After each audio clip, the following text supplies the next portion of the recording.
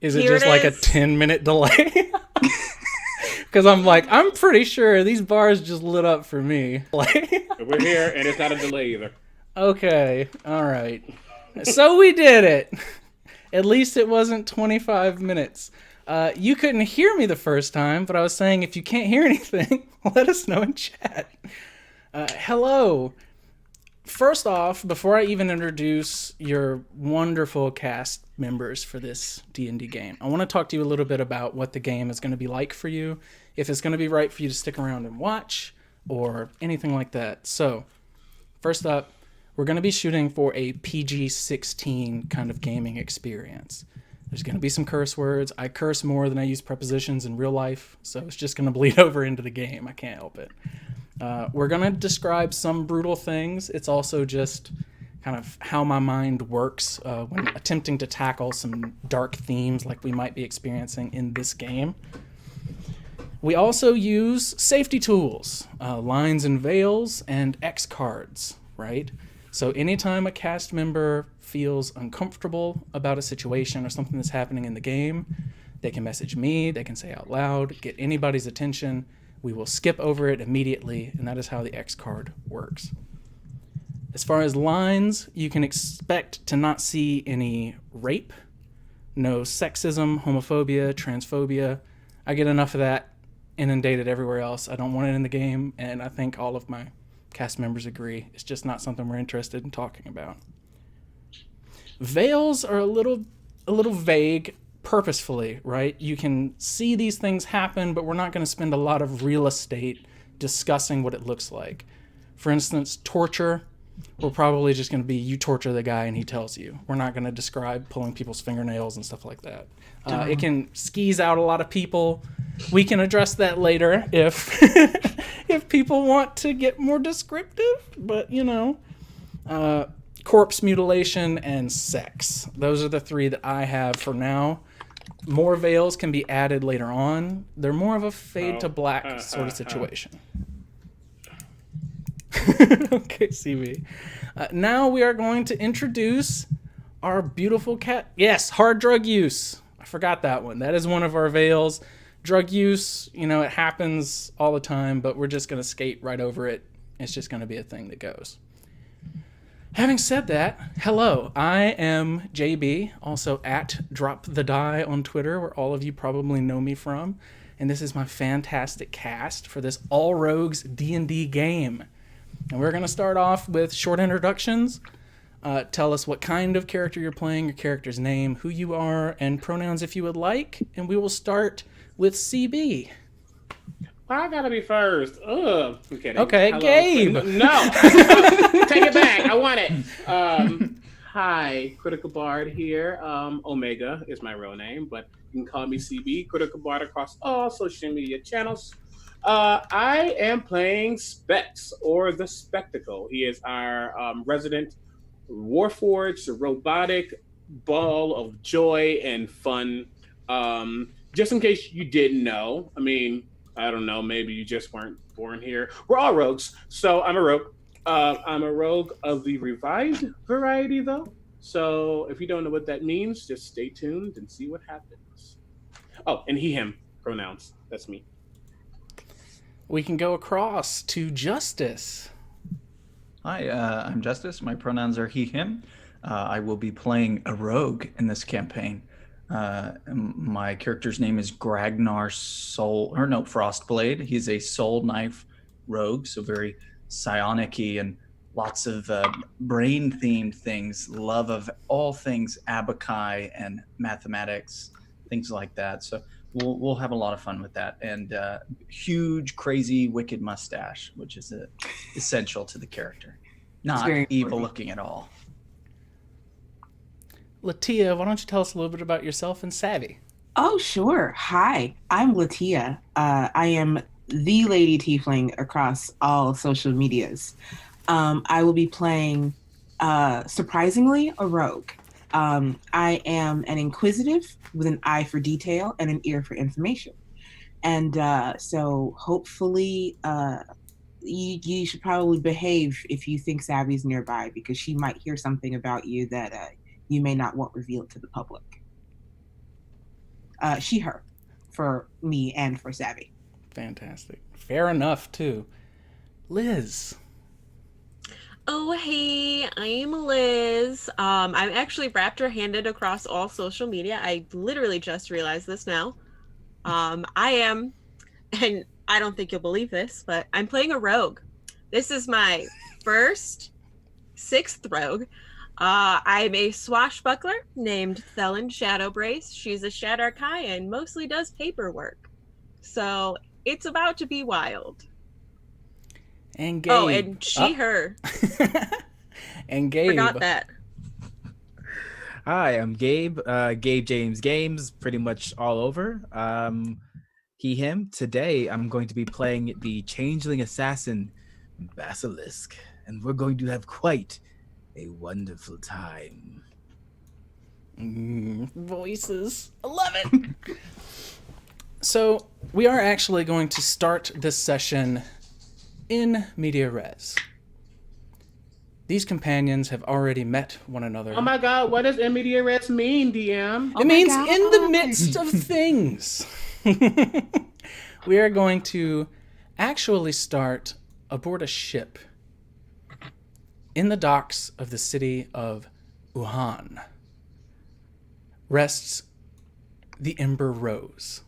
It is a 3-masted vessel that has seen years of wear and tear, but on the inside has been well appointed by the noblemen that bartered passage to this city.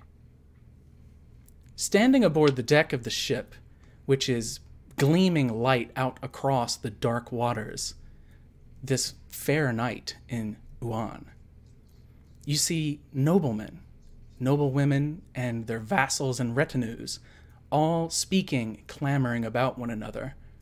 They're looking at the various art pieces, deco, sculptures.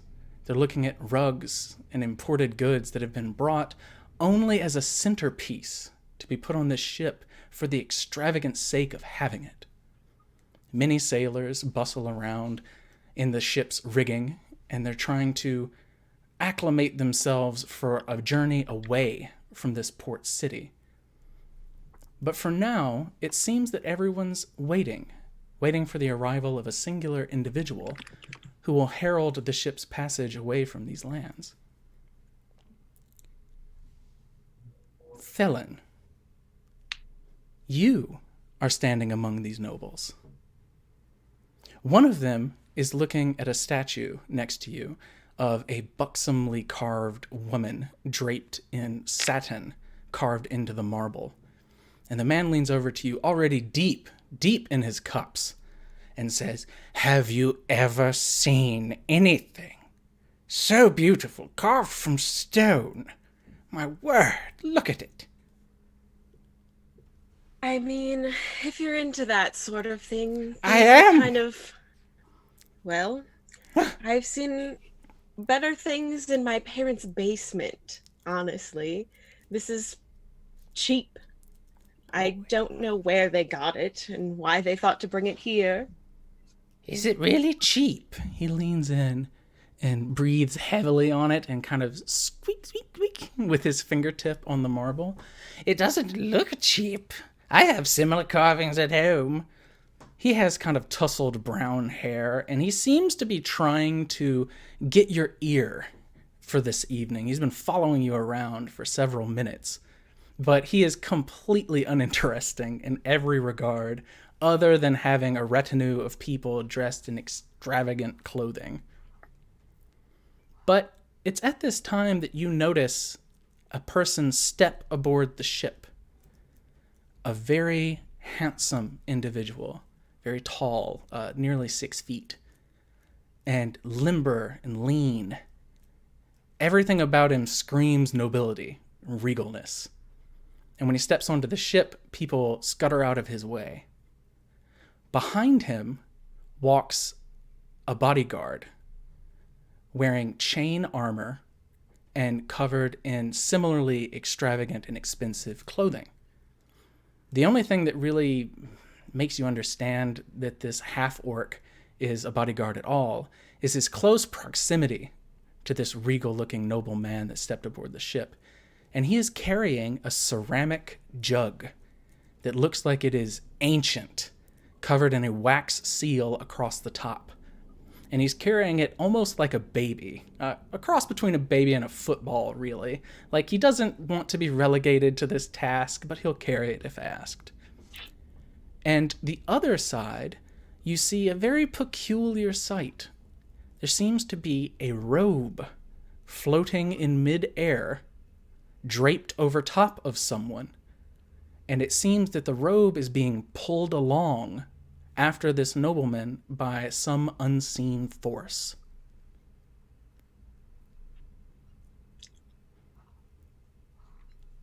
And this isn't someone that I know, correct? I don't believe so. You may know them by reputation. Even sizing them up immediately off the bat, noticing that they're here, you believe this to be Jerem, the nobleman who commands this vessel. You know, and I'm going to turn to the drunk dude. You know, why don't you ask him where he got it?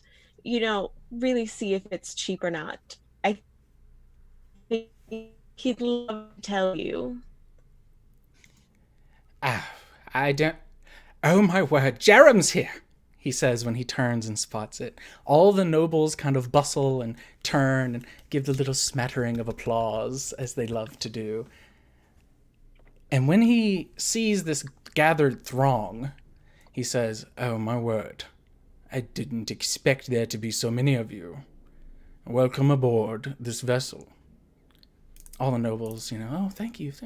And as he starts walking towards you and the gathered group, people begin to come up to him and shake his hand, ask him questions, and his bodyguards stay the same distance that they have been since the beginning. And he starts to explain some of these pieces of artwork. Basilisk, you are positioned somewhere in the central area of the ship, near one of the masts. Mm-hmm. You're fumbling with some ropes. How much sailing do you know? Enough to pass myself off. At this point, I look like a black dragonborn, and I watched a little bit of what they were doing before I took a stab and then pushed them off the edge of the ship. So I kind of have like a glimpse of what I need to do. I'm just mimicking their actions. Perfect. A short wood elf comes up to you and hands you a bundle of rope. And he looks over his shoulder, a little unsettled. Mm-hmm. He looks over his shoulder at an individual who is perched up on a flagpole that stands out from the captain's quarters, like some type of gargoyle. And she just lingers there. This wood elf leans over to you and he says, "I never get used to her, ever." "What's she doing?" "She stands up there for guard. Hours. But Hours. have you seen her eat? I don't think I have. I don't think I've seen her move except for once." And he leans in conspiratorially. "Once I saw her. She killed a man who tried to scale the side of the ship. Oh. Fast as lightning. Fastest I've ever seen," he says. "Gotta move on," you hear from behind him, and he and scuttles off. And I like slowly watch them scuttle off, and for a minute a smirk almost appears, but then I push it down. Trunging up, you actually see the quartermaster. He is a wide-shouldered, huge-headed Triton. And he comes up to you and says, "Sorry about that yelling. I've got to get him back to work or he'll stand and chat until he dies." Understood. Yes. And at that point, like because it has the Dragonborn has one blind eye. I kind of like turn my blind eye side towards them and just go back to work. And then a big like crooked grin, missing a couple teeth, just smiles. The Triton starts to walk away, and kind of shouts out to a few more people. Raise the mizzen mast. We're getting ready to make way. Kind of thing. Thelen, Jarum steps towards you and stops right in your presence. What do you look like? This is probably the first time I've worn a dress in years, and you can see I'm kind of holding the skirts up, and you actually, underneath, instead of fancy shoes, are dirty boots. Well, they're not really dirty, but they're clearly scuffed and worn boots. They don't really fit with the dress. My hair is long, sort of a colorless ashen blonde. It's very straight, kind of lifeless. My skin, is graying. My eyes are a horrifying, like pale, almost colorless. And it's really stands out, or it really makes my dress stand out because it's navy with like gold brocade and piping and buttons, and I kind of pale in comparison to it. He notices this, and again, he's this very, very handsome man, either half-elven or human, you're not quite sure, with his mop of kind of curly brown hair, tawny skin, and he towers a little bit less that he's very tall, and more just his presence, his bearing, bears down on people. And he says, "Have you been admiring the art?" Well, there wasn't art on this ship but until a moment ago. So I have been since then. He smiles, and he says, "Let me show you some of my finer pieces."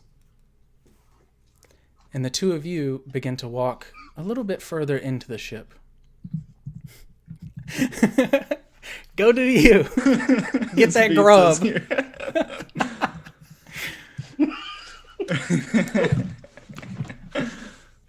Grognar, you Yes. are surrounded by people, and you see your stalwart warforged companion Specs Going to get some pizza again, are you? is trying his best to get some food, but this door just won't seem to open, and people are not laughing. They're perplexed at what he would do with it, even if he got it.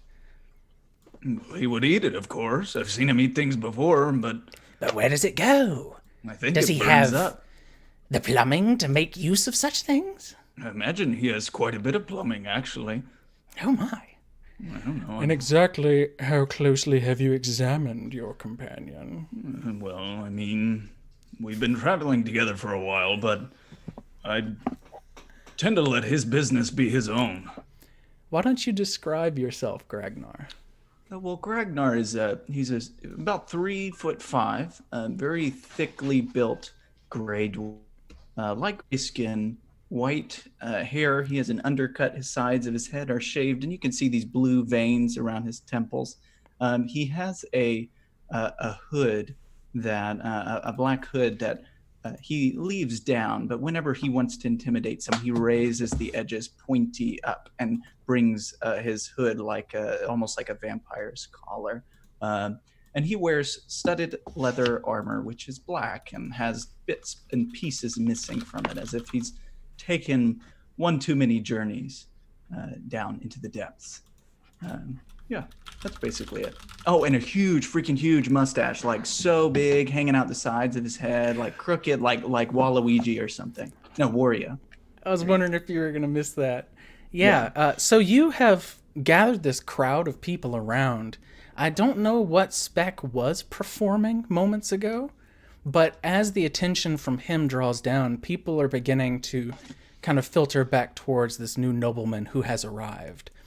But you see, floating over towards you, this cloak bunched up around some floating person shoved underneath it. You can't see their face or their features, just a gleam of red eyes underneath. From the waist down is just nothing, just floating towards you by this cloak, and the cloak seems to be pulled along the ship by some unknown means. It's only a little ominous. I would like to use my telekinetic mage hand. Can I part a little of the cloak to look underneath and see if there's some sort of something underneath, or is it totally empty? When you pull the cloak with the mage hand, it doesn't give easily, as though it's being held by something. But you can kind of pull it free, and when you do, you see there are crossed legs. As though someone is just cross-legged floating. Respect. I'll let them go. They come straight to you. Oh, well, hello. And they say, "What is that one doing?" Are you talking about Specs? Yes. Well, he's getting his pizza, of course. It's what he's here for. He cannot go through that door. Turn him away. What, I'm so sorry. What's behind the door? Nothing. Is he is this figure telling the truth? Why don't you roll me an insight check? First roll, y'all. First roll. All right. My insight, I have a +4. I got a 17. A 17, you're under the impression that that doorway probably leads to a network of places. The way that she kind of, and you do recognize the voice is female, the way that she's kind of directing you to quit tugging at that door makes it seem like it's probably like the back entrance or something like that. It'll probably lead into the bowels of the ship where she doesn't want people from the deck to be. I would probably telepathically tell Specs that there is no pizza beyond that door, and we probably shouldn't pull on that handle anymore. We're going to draw too much attention to ourselves. Specs whirls and sees you. And we will cut to Savvy. Why don't you describe your character first as you peek out from behind a curtain hung inside this ship? So peeking out from behind this curtain, you see a female half-elf with skin very similar to mine in tone. Very, very thick curly hair, like 3C curly hair. Welcome back. Very thick curly hair that probably comes to just past her shoulders. If it were down right now, it's pulled back and pinned up into a kind of poofy ponytail sort of thing. She's wearing dark brown leather armor, and there's a like a sunset pink sash tied around her waist. She's pretty, like, that's probably the only splash of color she's got going on right now. The standard rogue fare, dark boots, dark clothing, except for that sash. And she's just watching and listening. As you watch and listen from this place you've managed to secret yourself away, the individual that you blackmailed. I was going to put it delicately, but there's no other real way to say it. No. The person that you blackmailed to be here is so terrified. Blackmail. So terrified of the information that you have. You feel that you have at least until you set sail. And then who knows, right? Once you're on open water, chances are they'll probably come clean to somebody that he let someone aboard. But for now, you feel as though you're perfectly safe. Where would you like to be? I would like to be probably below deck, but in a room where I can at least vaguely hear what may be going on. Is everything else happening on the deck or in one of the cabins? Most of it's happening on deck, on the first two decks, actually. And then everything below that, people are not really here. You've seen 3 or 4 crewmen come by, and you've seen a tall, red-scaled dragonborn push his way through a few times. You believe that is the captain of the ship. Okay. So I'd like to be near the stairs so that I can hear what's going on the deck. Absolutely. So this is a perfect hiding place for you then. There are curtains kind of cutting off the stairway going down. These curtains, you believe, are a couple hundred gold. They seem to be spun silk woven with gilt. It's just crazy. Yeah, they're maybe later, but right now there's more important stuff going on. It's at this time you hear someone say, tap, tap, tap, tap. And the scuttle of little feet kind of come past you. Do you peek out from the curtain? I do. You see a kinku with a bald pate, like no feathers on top of its head. It's unusual. Wearing a bandana that halfway covers it. And as he's kind of trundling down this corridor, he says, tap, tap, tap, tap. And then someone says, tap, tap. Where's the captain? Tap, tap. And he turns, this away, and leads the sailor deeper into the ship. Around this time, you duck your head back around the curtain when you hear footsteps coming down. Those footsteps are Thelen and Jarem, and they're conversing about art pieces. Okay. Jarem leans closer to your Shadar Kai companion and whispers as they reach the bottom of the stairs before they continue onward. I am not being untoward, but everyone on deck other than you, I have already seen, and they have already bored me. My question, why are you here? Is it for the art? Is it to speak to me? Or do you have some other reason for being here?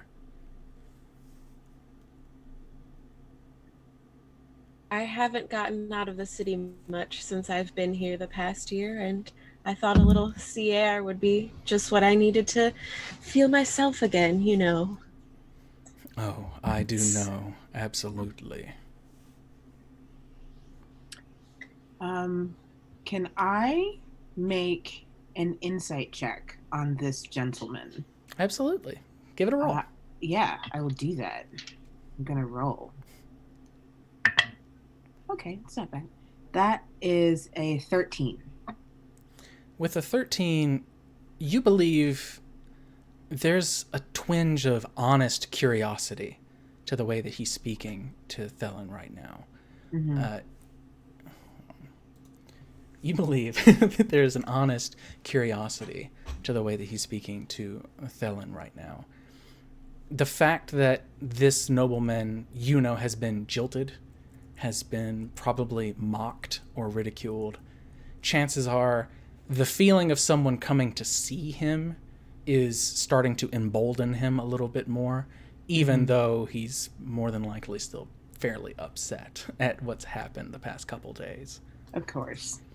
He's fumbling at a necklace that's hanging around his neck as he's talking to her, as though there's something about Thelen that has enamored him beyond the other nobles on ship.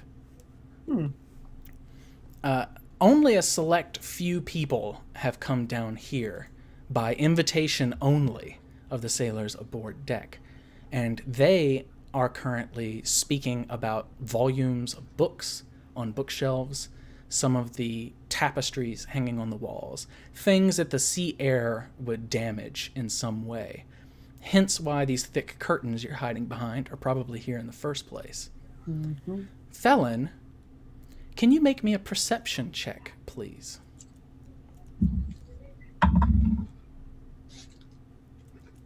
Ooh, I do not think that was good. That's 12. A 12 is enough. You see a short, extravagant-haired, very white, curled-up, beehive haircut rock gnome actively trying to not get your attention deep in the ship, hiding behind part of a bookcase, covering part of her face, and trying not to look at you. You know this person. You know that this is Colleen Banfax, the woman that you were supposed to meet 9.5 months ago in the city, who has basically given you no access to her or anyone else of her retinue. And she recognizes you, obviously. Jarum grabs your hand very lightly, and he says, "Please, make yourself at home on this deck of the ship. I am going to change, and I will be right back to speak with the rest of my guests." I await your return. Then I just kind of give his hand a light squeeze. He furrows his brow just a bit, nods, and then more loudly, after releasing your hand, says, "My dear guests, I will return momentarily. Please avail yourselves of my curiosities." And the people who have gathered there are like, "Oh yes, of course, yes, oh thank you." And you are left about 6 inches from Savvy, though you do not know it. Savvy, do you let her just wander in there? Do you give her a signal? What? I think I would kind of clear my throat, not quite that loudly, but like loud enough so that she could hear me from where she is. It's kind of a Ellen, you absolutely hear it. I'm just gonna nod to no one, kind of figuring it's at least someone in my group, just like nod to the blank space. And I am actually going to shadow step towards my little rock gnome buddy and just be like right on top of her. So Savvy, you hear, you actually hear her hair move, and then you kind of peek around the corner and you see her nodding to no one. And then there's this sound, almost like the echo after a bone breaks, just, and she's gone. Ah! You hear from deeper into the ship, and people scuttle, and there's the sound of a book hitting the floor. Specs! You have a crowd around you. You have just been asked to stop pulling at the pizza door and return to what you were previously doing. Welcome back. The discussion currently is if you have plumbing to ingest food or not, and Gragnar is making some wild assumptions, but they're probably right. There is an individual floating here. She cannot be very big. Probably the size of a Labrador curled up sleeping underneath this huge purple cloak that's being pulled across the ship. Yeah. Very specific. It is not a literal dog. It is the size of a Labrador. Got it. I was like sleeping on a bed. All you can see of her at this point is beady red eyes glaring out from under the cowl of this cloak. And she says, fun down there? She says, at your eye level, as she is floating, "Thank you for leaving that door alone. Please enjoy the rest of the party." But I heard there was pizza, and you can't let a guy go without eating some pizza, right? She tilts her head curiously and says, "I will see if the cook can accommodate your request." I request sausage and provolone and green peppers. Thank you. Would you like the peppers roasted? Oh, roasted as... how are peppers roasted? I don't really eat them. She says, and is tugged like a balloon on a string by a kid across the deck and down the stairs after Jarum. That simile made me uncomfortable. Roasting? No. Have you been roasted before? No, I've never been roasted. Then why would it make you uncomfortable? It was the child in the balloon, mainly. Specs, why don't you describe yourself for everyone at home? Oh, well, you will see this majestic, metallic, coppery, golden hunk of a droid man thing standing about 6'3.5" ish, pretty broad, broad but still slender. You can tell that he can move very well.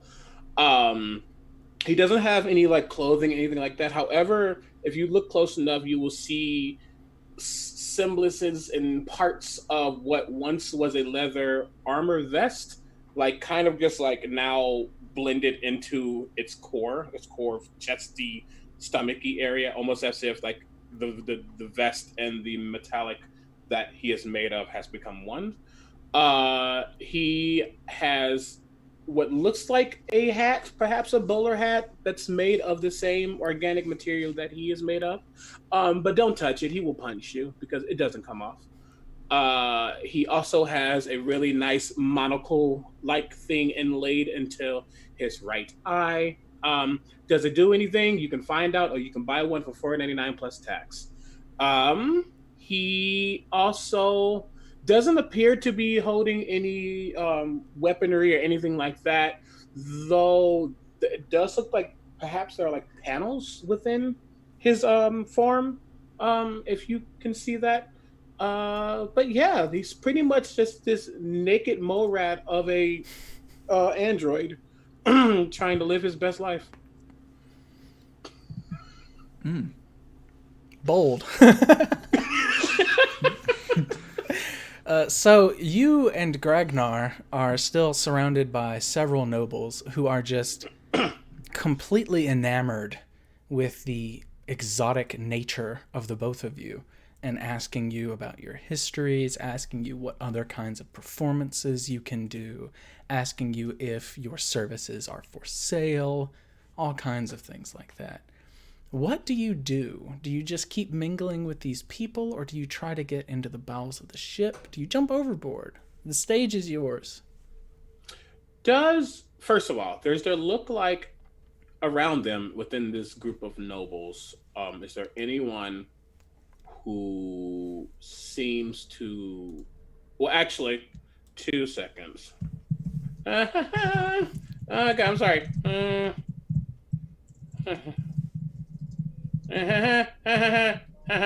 There.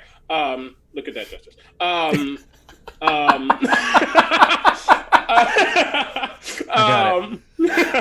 And no, he would look around to just see if there's anyone that looks like they stand out amongst people. You know, there's nobles, but then there's like super ultra fancy nobles who just look like they're there to boast their money and be like, I'm better than you, but I'm going to act like I'm not because I'm trying to be humble. No, absolutely, you spot one as he steps aboard the ship with a retinue of 6 people following him. The 6 people, 2 of them are carrying a chest that seems extremely heavy. The man himself seems to be near 30, probably younger, a very tall, 6.5 foot tall, angular, thin, willowy man with jet black hair and more yellow colored skin. And when he steps aboard the vessel, he immediately leans forward to one of the sailors as he grabs his arm to stop him and says, "Where is the master?" And they say, "Below deck, sir." "Thank you." He spots the 2 of you. You are eye-catching at the very least, and nods somberly. You see him do like a type thing. Have you ever seen, this is gonna be so bad, and I forgot what the commercial was, but it was about like either Viagra or something, but it was like the really weird guy and he smiled really brightly. He was like, "Hey!" Like that's Specs right now talking. Yeah. Seeing this. Anywho, the man squints. And Specs with his other hand taps his head and just turns back and looks around and says in his mind, "Oh, you see that? Or maybe you're too short." Hey, I can still see it. There's enough of a little space there. I see the chest you're talking about. Just making sure, I can't lift you up. I'm not that strong. The Well, I'm nobleman working on begins floating. to descend the stairs deeper into the ship, his retinue kind of struggling behind him. Thank you think for that's- the raid, Chromatic. That's fantastic. Hmm. There are so many of you. I'm sorry. Go ahead, Justice. Do you think that's where the wine is? Wine, possibly things in many other metallic fashions. Not really sure. Well, we can get you something to eat first, but maybe we need to go below decks and find out where that's headed. You know, I heard that pizza is portable, so perhaps I can grab a slice and then meet you down there, or maybe I'll just go now. Well, after you. All right, friends, family, associates, kind lady in the front. We have to go see the others below deck. But you can find us, me, the Spectacle X5900. Don't ask about the other 899. They do not exist. If you want any more information, you can talk to my pal, Greg. Yes. Greg. Yes, that's me. Please don't talk to me. Never mind. We'll see you later. So, the two of you fold yourselves into this retinue carrying all kinds of crazy, and I'll just say it, crazy bullshit with them, including this enormous chest. And everyone seems to scuttle out of their way as this nobleman bounds down the stairs. Felon, you appear. The rock gnome stumbles backwards, hits her head on the bookcase, a book falls out, slams on the ground. Everyone freaks out. People start trying to help her up. What's wrong with you? She could have died. How dare you? What family are you from? They protect their own around here.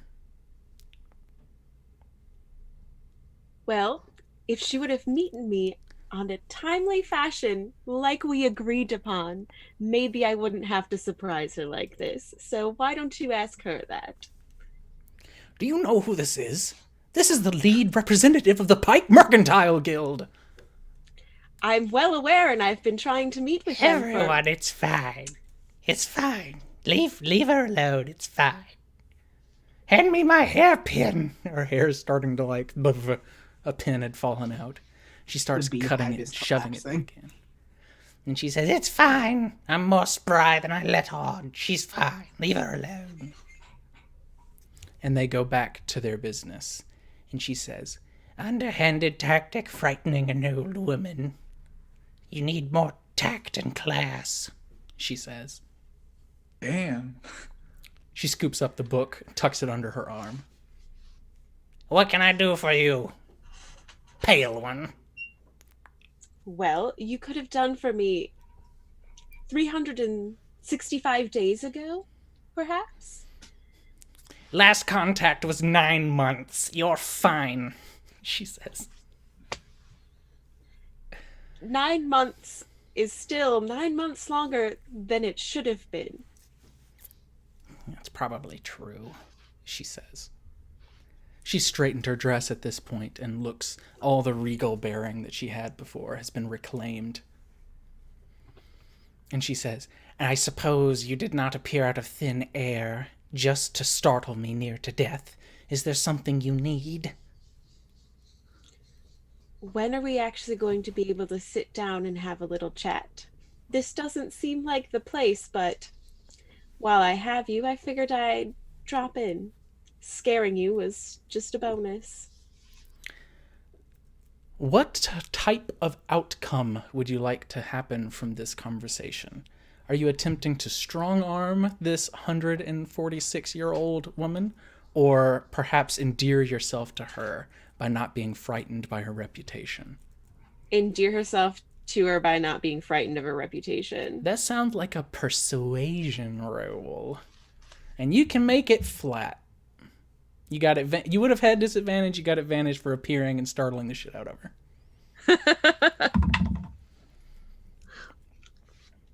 Oh God! Where's my character sheet?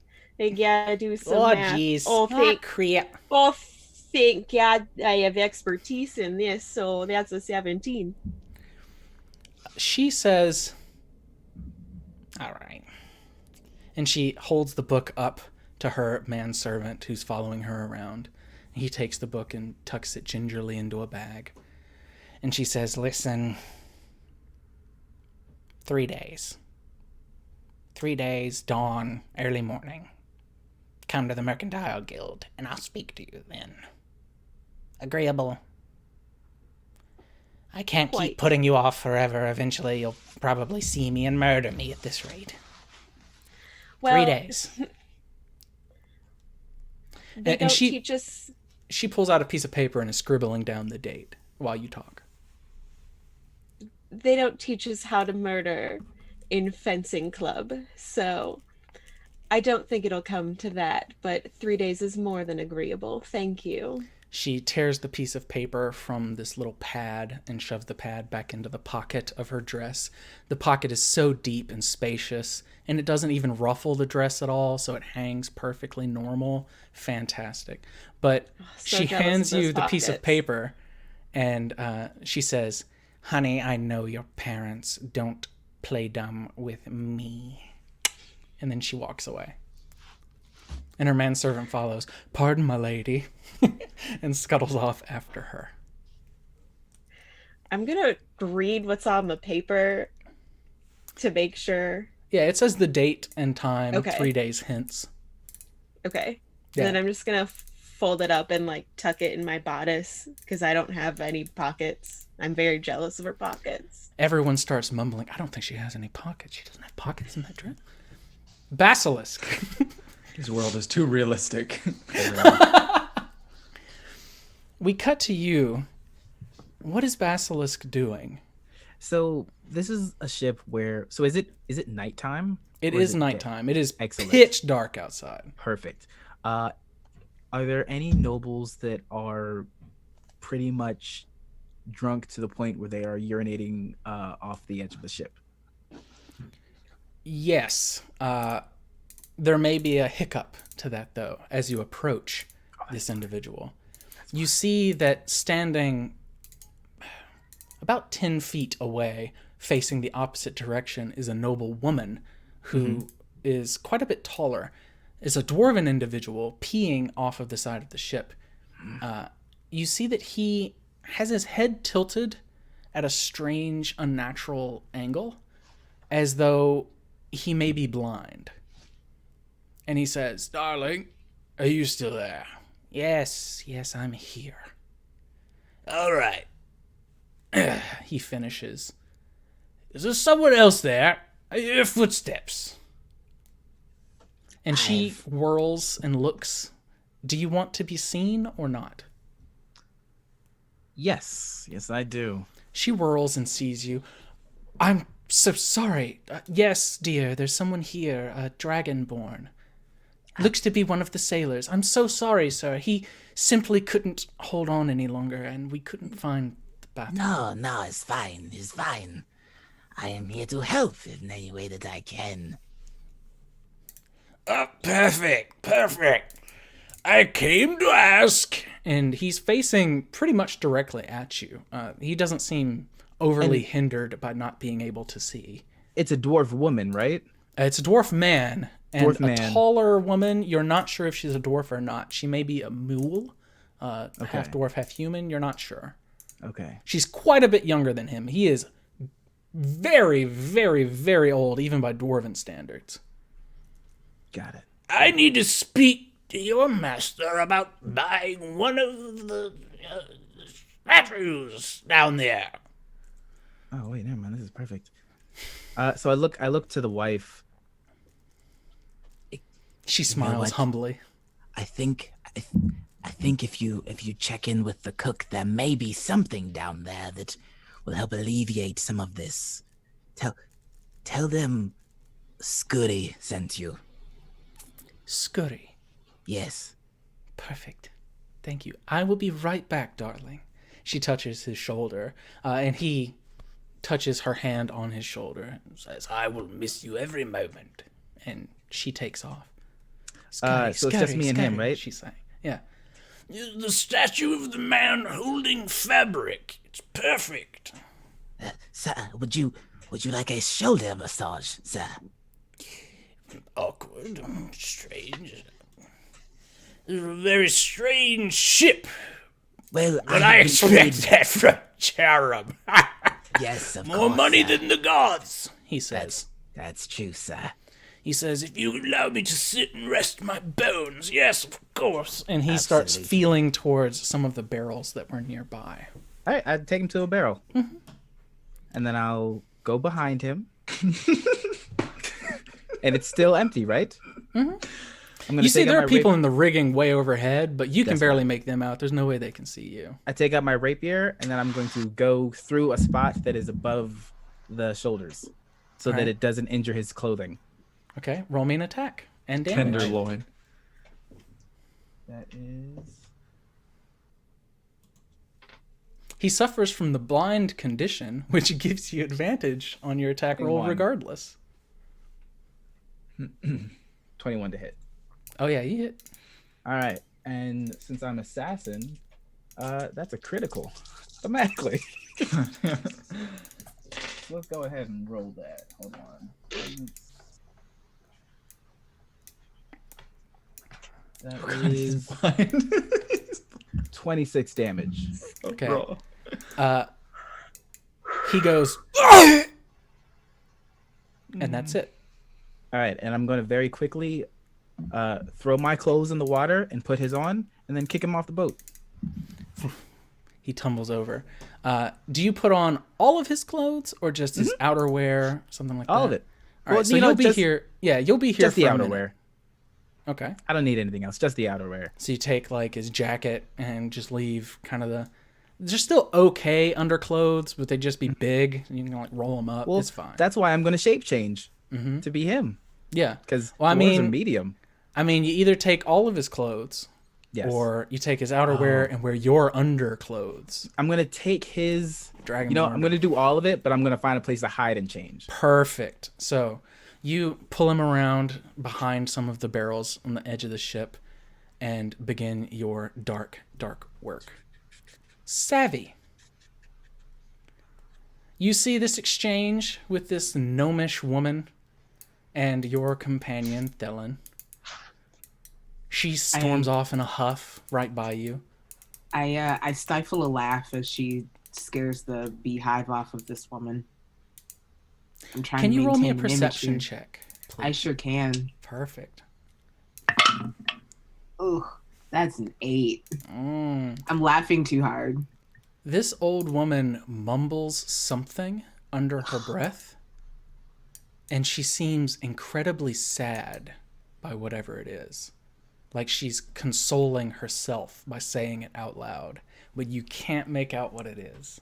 Darn.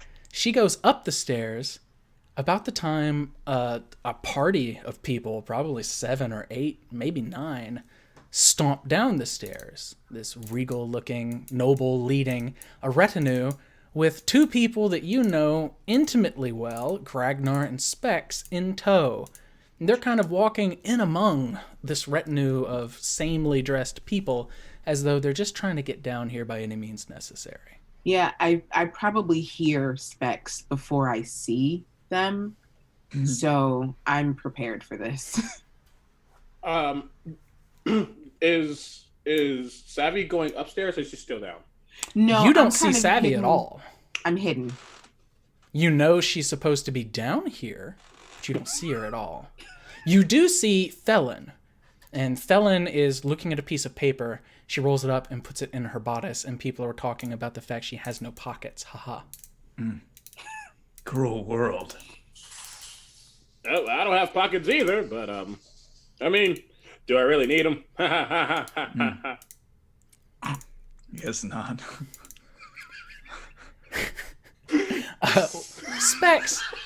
Specs and Gragnar, are either of you trained in history at all? Yeah, we both are. Perfect. The 2 of you, roll me a history check to see if you know who the nobleman you're following is by reputation alone. Ooh, not bad, not bad, not bad. You go first. I mean, I'm scared now. 16. Gragnar? You can let him have it. Okay. Specs, you believe this to be Leoric Cloudfang. Cloudfang. Yes. Leoric Cloudfang. That's a name. He is renowned as being an individual who travels the world at extravagant expense. He'll go wherever he wants, whenever he wants, by any means he wants. Airship, ship, like caravan. He just seems to always have some place to go and some place to be. And when you finally recognize that, especially when he begins to speak in kind of this lilted accent, when he says, "Where is the master of the ship?" And they're like, "He will return shortly. It's fine. Come, check out the volumes." He has his retinue put the chest down, and he props his foot up on the chest like it's a bar stool, almost.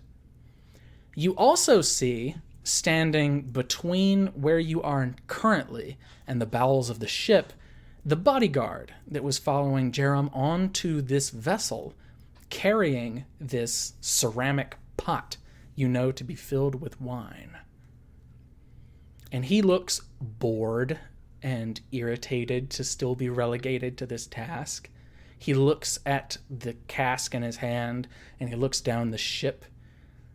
And then he sees floating behind you this individual with the cloak, and he waves her over closer. They exchange a word or two, and then he turns and walks deeper into the ship, and she takes his position. How far away are they from us? Probably 10 feet, maybe less. Specs looks down at Greg, and just that knowing smile that he gives when he has something up his sleeve, and he kind of does like a ball change over to the floaty woman. Hey, having fun? She says, "No." I didn't think you were. Let's make a proposition. How about... Oh no, you froze for me. So climactic. Spec freezes in place. It's a mage. That timing was phenomenal. It could not have been better. It's really just Rocky Horror, just the Am I back? We're back. Now we're dying. That was also perfect timing. Oh no. The and then he Damn it. Where's the patient? Thelen, you see your two companions. We'll give Critical Bard some time to get his things sorted out. You see your two companions enter here, and it's about this time as they're walking towards this floating robed individual. I'm back now. Yes. People are starting to get more interested in you as a person. Like, they're starting to recognize how bold your maneuver was to do that to the head of the Pike Mercantile Company. And they're starting to get interested in exactly who you are. Do you stay party to this, or do you busy yourself somewhere else? What are you doing, Thelen?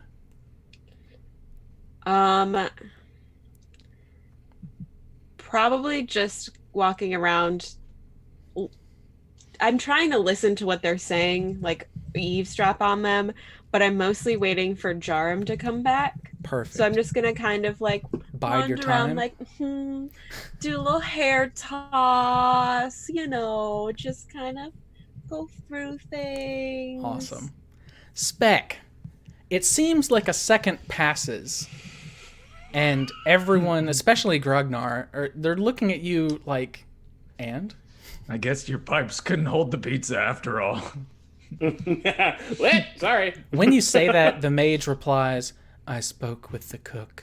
He's working on it." Thanks. As I was saying, you don't look like you're the wine bottle chalice holder type. How about I do your job and you can go off and have some fun? Yeah. She looks down at the wine that's kind of sitting on the ground next to her, and she says, "Touch it and I will kill both of you." that's a bit morbid. I was just trying to give you a piece of a hand, if you will, but if you don't want me to help you, then I guess I'll just walk back over here and not cause a scene, so much of a scene to make your job a living hell, but it's fine. Roll me a persuasion check at this point. It's funny, I'm actually not that good at persuasion. I should be. That's a 5. She nods. I await to see it. Is this a challenge? Oh, this is a challenge. You have not met the spectacle. It's too many numbers. And he just walks over in the middle of the scene. Middle of the area where the noble are and everybody's talking. And like he like bumps his chest 3 times. And on the last one, there's a loud echo. Just look at he Gabe. He just sings at the top of his lungs using thaumaturgy. Mm-hmm. Oh. So he just, oh, what a beautiful morning! Yeah, he's just going right now. Does the floating cloak look distracted? Absolutely not. She is staring straight down at you since you walked up with Specs. The nobles are covering their ears, and some of them are like running back up the stairs like, oh no, I can't handle this loud echo. There's a commotion kind of behind her as people are coming to see what's going on. Ragnar, can you roll me a perception check, please? Yeah, absolutely.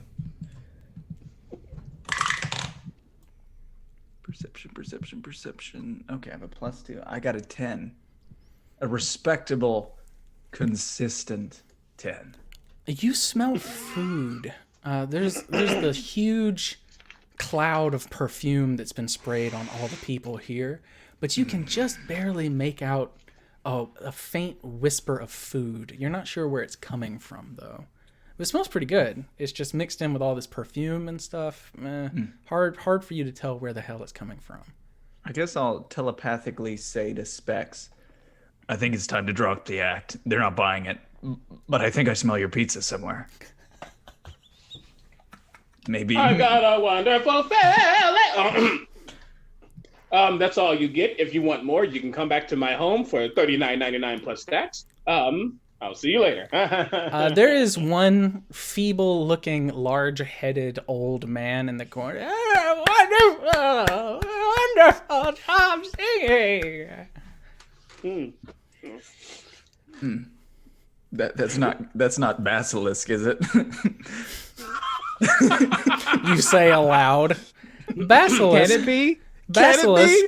Can it be? Sure. I had worked my way down there with my hot young wife. Oh, yes, you're so Oh, you wait for her to come back. I got you. Yeah. Okay, yeah. Oh my gosh. They were married and you just off that guy? Yeah. She comes back and gives you this concoction. And she says, this is supposed to help you pass more easily, darling. Oh, my sweet. Oh, call me by my name like I like, she says. Tonight's a night for playing, sweetheart. Let's go. Oh, you're so passionate. She follows you down the stairs. What's gotten into you tonight? Well, let's see what gets into. And then we go inside. She gently stop. I turn to Specs. Yeah, when you come down the stairs, you see this big performance. You're wonderful. In my head, I'm like, oh my God, we're gonna die. I turn to Specs and I telepathically say, I'm about 20% sure that's basilisk. It was basilisk. Oh. That's fun. Is the cook here? Where's the kitchen? The cook is somewhere deeper in the ship. Cool. Somewhere further beyond. Got it. You do see, rounding the corner, right in front of your face. Mm-hmm. Actually, Basilisk, can you make me a perception check? You're standing at the bottom of the stairs. All right. How far away is Basilisk from me? Less than 10 feet. That's a 16. Okay, never mind. Basilisk, you smell someone very familiar. The savvy person that was coming on the ship with you. You can just kind of make out that faint whiff of armor polish, like oil and leather. I take good care of my armor. It's very important. Everyone at home, take care of your armor. I walk over to Savvy with my wife. You walk over to a curtain, and you face it. Hmm. And your wife says, "No, darling. That's just a curtain." What? Are you sure? Yes. Everyone's this way. The nobleman. And Jerem rounds the corner with his other bodyguard. And you see that he's wearing less travel-friendly clothing, more frills and billowiness.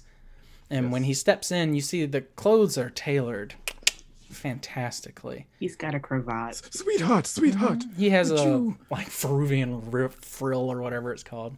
Would you do the honor of introducing the both of us? You are so much better with words than I am. She tugs you along, and when you come up, he nods at your wife, your young wife, and he says, "Lady Brightmaker, it's a pleasure. I have heard of your reputation. Imbram, my friend, it's good to see you again." You as well. You look fabulous as always. He furrows his brow and looks to your wife, and she Or at least furrows I her assume. brow, and darling, are you sure you feel all right? I may have had a little bit more wine when you disappeared. It may be that concoction they gave you. He had something from your wonderful cook. Yes, he is one of the best I've ever met. Please, make yourselves at home. Have you reconsidered the statue? And she says, "Yes, maybe we can speak about it. I think my husband needs to rest." "Of course. Please let me Are you sure that speak with wasn't a my person? advocates." You sure it was a curtain? The two bodyguards are distracted with one another as they're kind of speaking about where to take this pot with the wine in it. Eventually, the mage says, "Just hand it to me. I'll put it in the safe." Savvy, you are the closest person to be able to hear that exchange. Gragnar and Specs, I would need the two of you to make a perception check if you want to try and pick that out of their little conversation. Felon, you're more across the room, and Basilisk, you're caught up talking with your wife. I didn't get it, fam. I got a 9. Ooh, I definitely got it. That is a 25. Woof. 25, you absolutely hear it as well. Savvy, you can make it out, though it's, ruffled through the curtain and all that. Which And- I have also, I feel like Basilisk definitely like touched the curtain. So as soon as I saw the curtain move, I'm like, I don't feel like there's a lot of space behind it. Probably like it's meant not. to be like, it's meant to be like a wall hanging. So as soon as he touched it, I'm like, oh, Yeah, it was on purpose. You know it was on purpose too. I do. I don't know it was you, but I definitely know whoever did that is like being goofy. Yep. Wow, I love this person. So yes, the mage takes the pot and begins to float, being dragged along like a balloon through the ship into the back. And the other bodyguard just kind of posts up, crosses his arms, and he notices this Leoric Cloudfang here and rushes over to Jerem and whispers in his ear. And Jerem turns and sees Leoric and comes over to speak to him directly. And the three of them are in conversation. What are all of you doing? Felon, you've not taken any actions or anything as of late. Are you still trying to keep Jerem's ear and get his Yes. attention? Perfect. You can fold yourself into their conversation if you wish. He doesn't seem to be turning you away at all. When you walk up, he extends a hand and nods gently at you, and you hear this Leoric fellow, I need passage on your ship. I have brought plenty of electrum, gold, and gems. Take me with you to Vasa. I'm sure that we can accommodate you, my lord, of course. I'll have one of the rooms made ready for you. No need. I just need a place to stay. Perfect. Sade, my darling.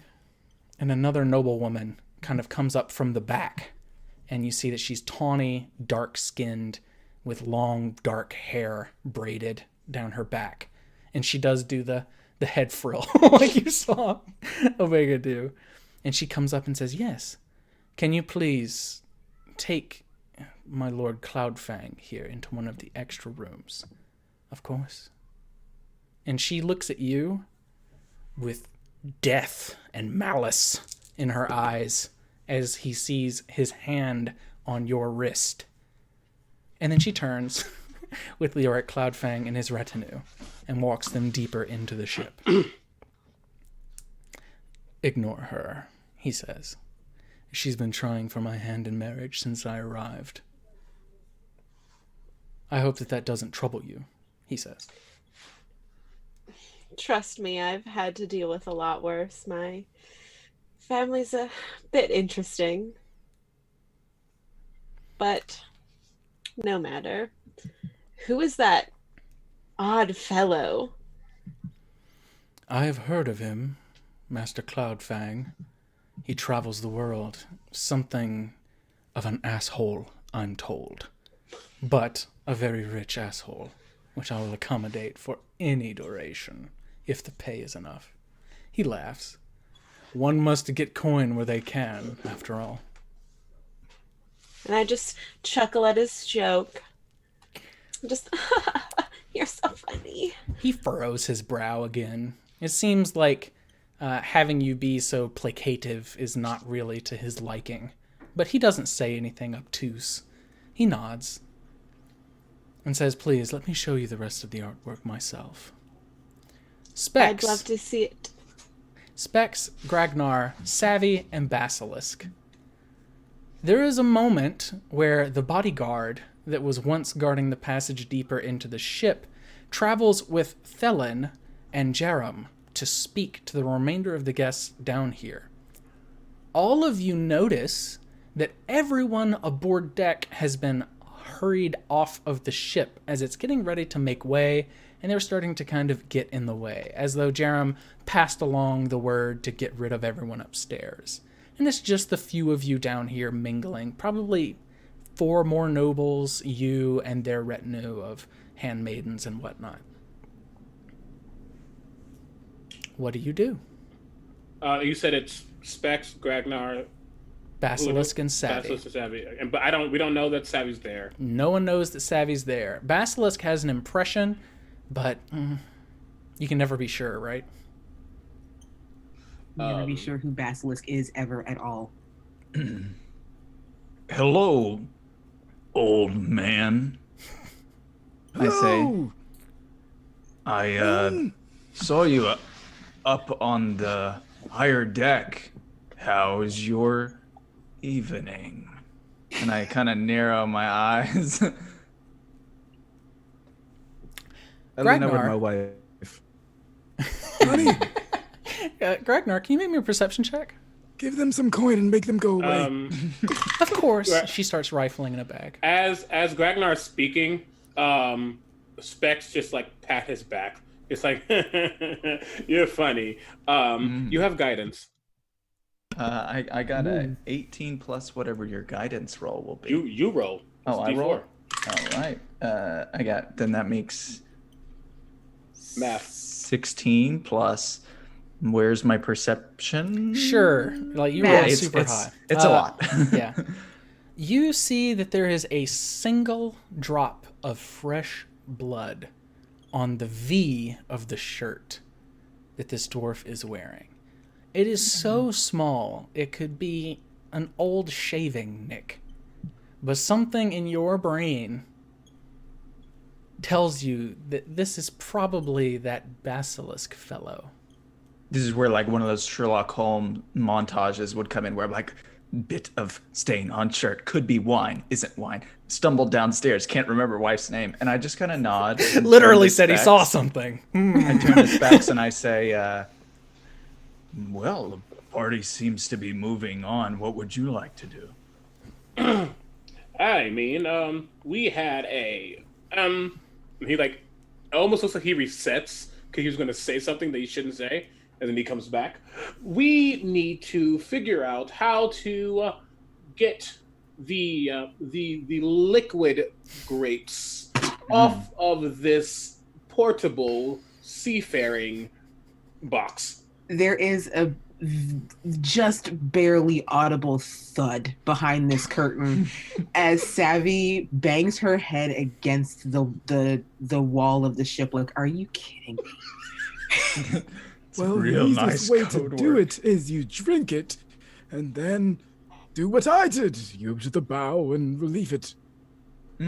Oh, I could actually drink it. It wouldn't affect me, and then I can just blah! When we get to where we need to get, that would be effective. I knew it! He doesn't have the plumbing to eat, Damn it. says one of the nobles. 2 gold for me.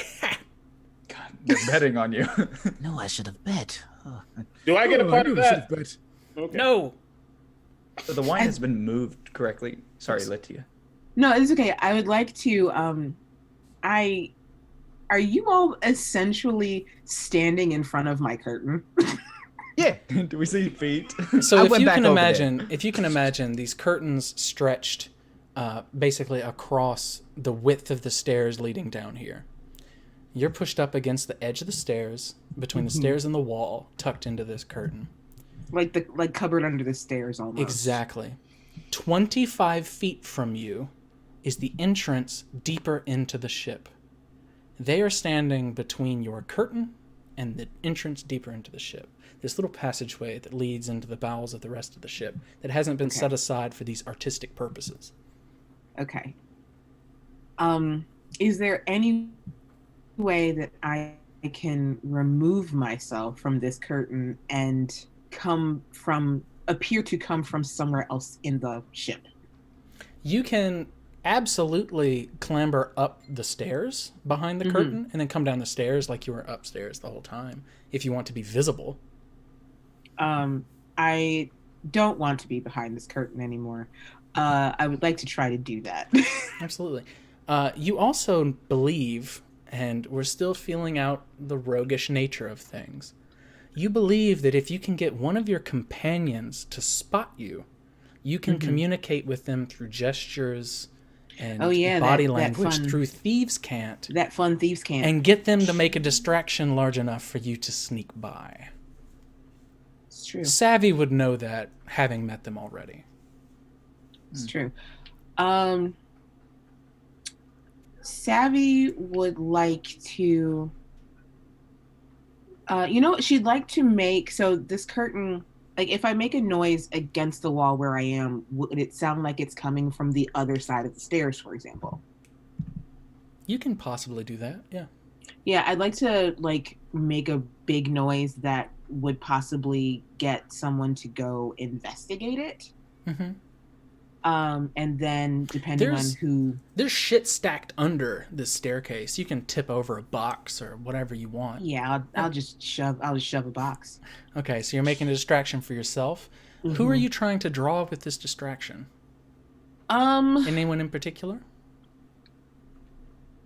There's ghosts behind this curtain. Ghosts everywhere. I've seen Basilisk work.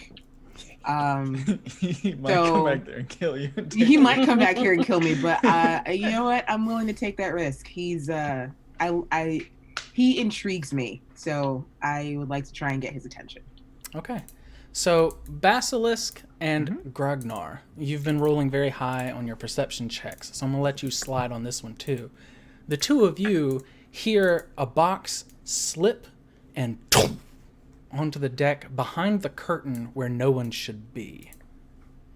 Basilisk, you're under the impression it's probably Savvy back there making racket. You don't think she's the type to do it on accident very often, but it could be possible.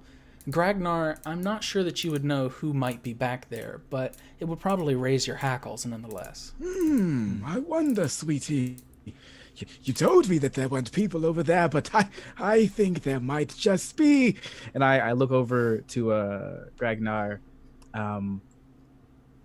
I would be so shocked and sad if you didn't come along, you delightful, wonderful being. And Gragnar, you definitely know that I've said to you before, delightful, wondering being means you blank hat.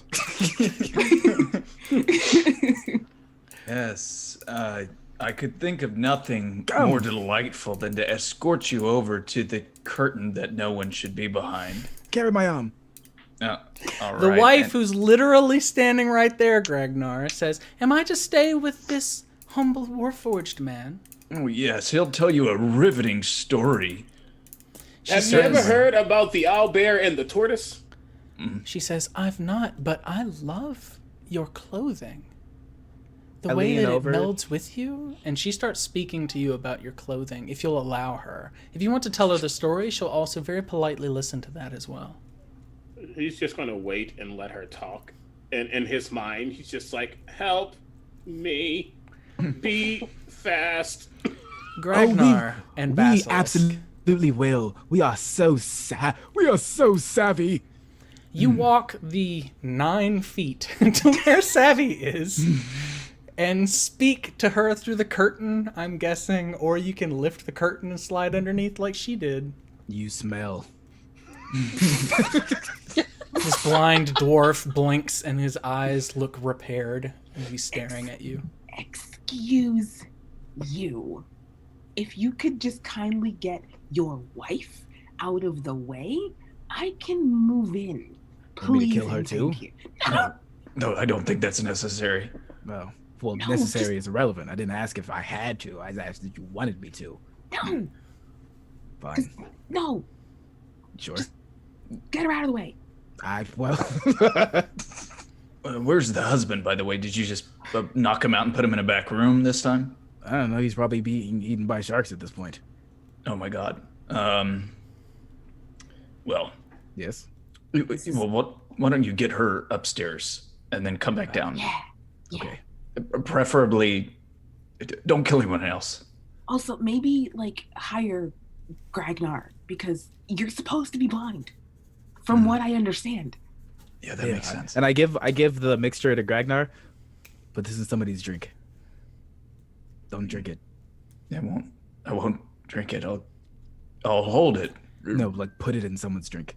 Savvy, Gragnar, Basilisk, the three of you beyond the curtain can hear what's happening above deck very clearly as someone on the aft of the ship screams, "Man overboard!" Shit. Well, Boy. I'm just gonna They like begin let to the bustle. glass. You can barely hear it from over here through the curtain. You're not sure anyone inside would hear it regardless. I need to get to the chef. All right.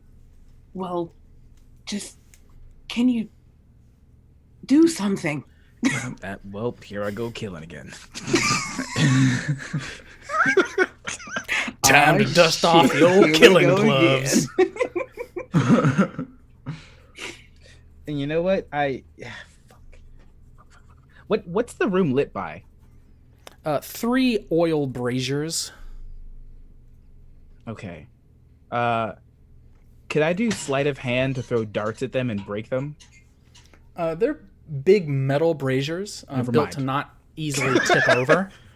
You could throw fabric over them and make some of the oil slosh out.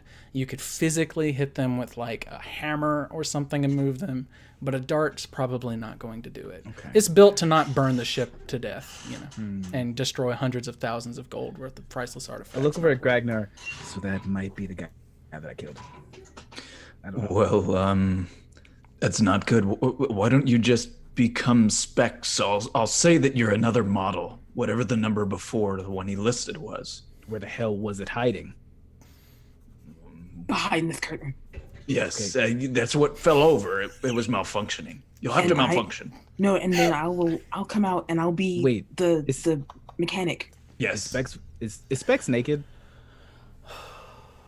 Well, he has a leather vest on the inside, but like that's it. It's like part of his form.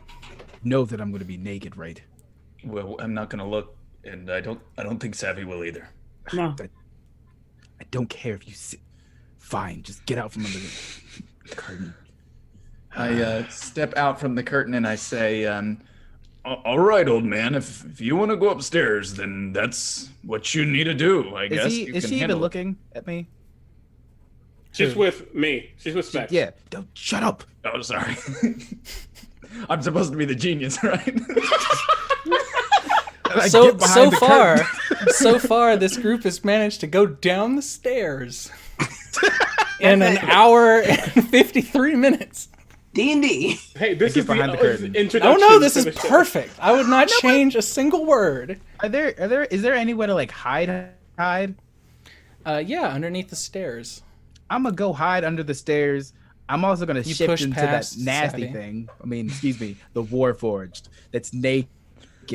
And then I'm gonna just try to get Savvy out, and I'm gonna hide there myself.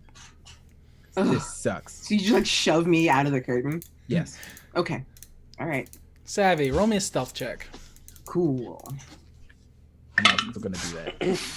That is an 8. All right, so you stumble out and kind of bump into Gragnar as Gragnar's Don't drink so walking. much. Everyone turns and sees you when you hear this voice scream out from the stairs, "Don't drink so much." And that's how the owlbear ate the tortoise. If I recall correctly, you are not dressed in finery as to be part of an evening out. I'm not. You are dressed as a sneak thief here to steal stuff. I'm not dressed as a sneak thief. I'm wearing a sash.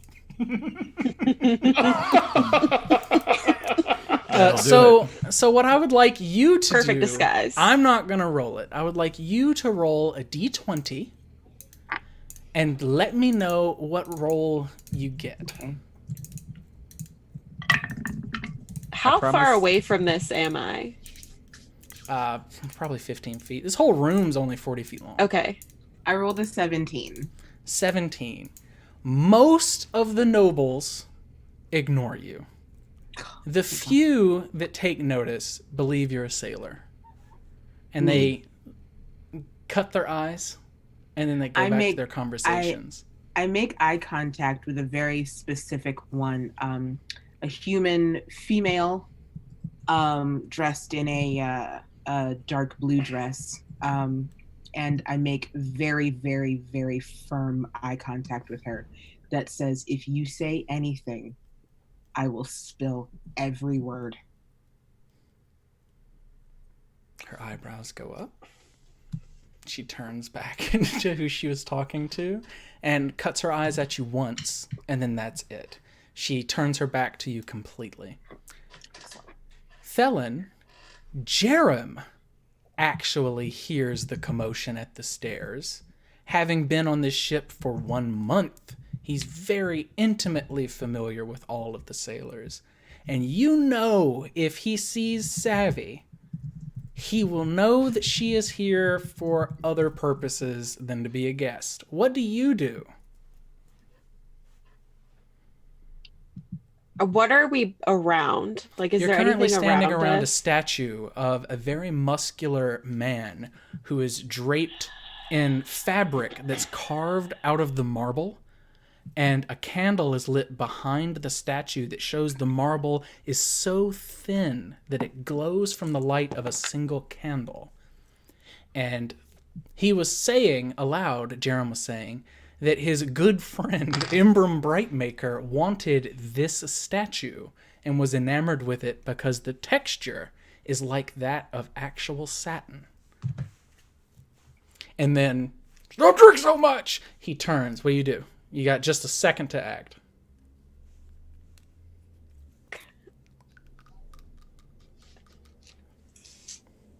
honestly, she's not expecting any of this chaos to be happening because we're all supposed to be professionals. Ooh. Shade. And she just Jade. kind of pauses and just kind of scrambles and turns and is like, how many entertainers do you have? Do you have another one of those? And points to Specs, but trying to be like, oh yeah, like she has one of those, mechanic maybe. All right, roll me a persuasion check at disadvantage because this is a long shot. Oh, 21 at disadvantage. Oh Right. boy. Nice. Expertise. He says, I don't think I've ever seen her before. She may be with... Is that a dwarf or... That's a Duragar. I've never seen one before. Very interesting. And having had his attention drawn to Specs and Gragnar, he walks that direction. All right, we've been here a long time up on this place. I'm pretty sure they killed someone upstairs, so we should probably descend deeper if we can. How exactly do we do that? I think everyone's looking at us right now. Well, let's just smile. Gragnar, let me double check. Is that a two-way communication? Your speak It to other is, yeah. people? It has to be Awesome. initiated by me, but once initiated, the person can answer. Yes. Because it's the awakened mind, and then the ghostwise halfling, and then the Duragar. Just trying to keep them all straight. Perfect. Don't worry. So yeah, you're speaking with your companions. Jerem steps up, and he offers his hand to you, Gragnar. I look up and what do you mean offers his hand? Like he wants To me to shake. kiss his ring? Oh, okay. I reach up and I shake his hand. And He I shakes say, it firmly. Hands it to you. all right. I give him a nice, strong business handshake. He returns it, very practiced. He offers his hand to Specs. Shake. Specs actually sees it and gets ha ha, like very mechanically, and goes back. And bows. Yeah. He bows his head and smiles. And he bows his head at you as well, Savvy. And he says... I return the bow. Perfect. He says, and what exactly is your act? He seems to be taking a keen interest in what it is you brought aboard the ship, as though he may want to hire you or perhaps kick you off the ship. He's not sure. He's trying to judge. Basilisk, you're behind the curtain. It's go time. You're naked. Yeah. You're in a form. I don't even think you know at this point. So what are you doing? I made myself look like Specs-esque. Okay. I'm just all metal and no vest. And it's gross and uncomfortable, but it's fine. And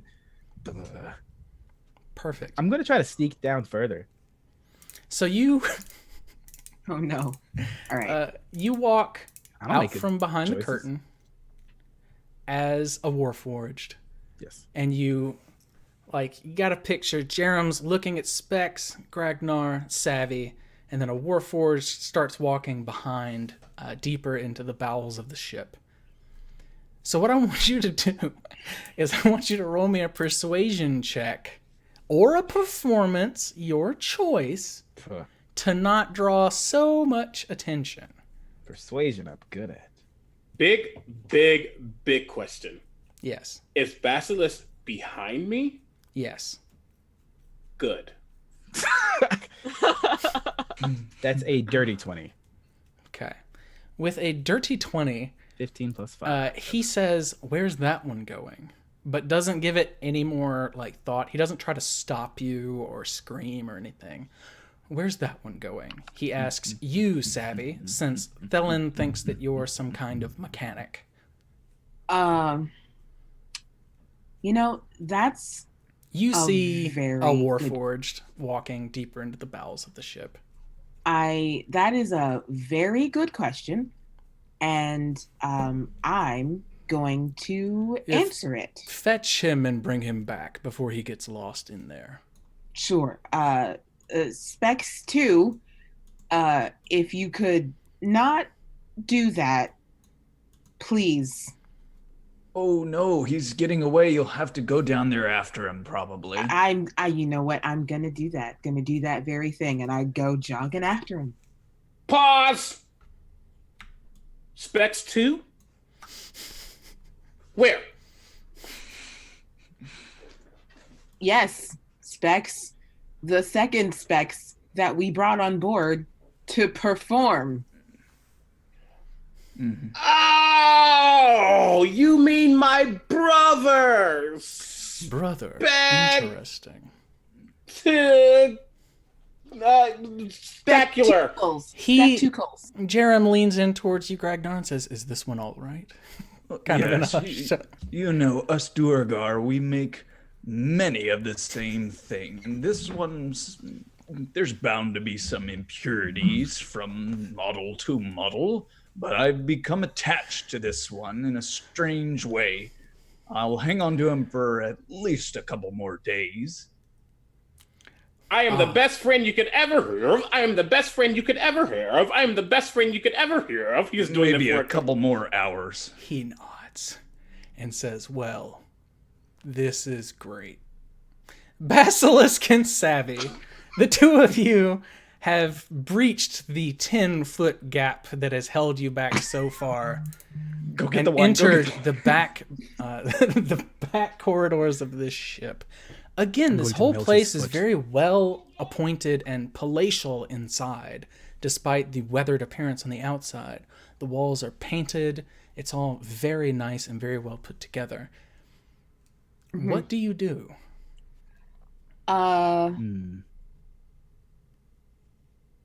Well, are we out of sight of everybody else?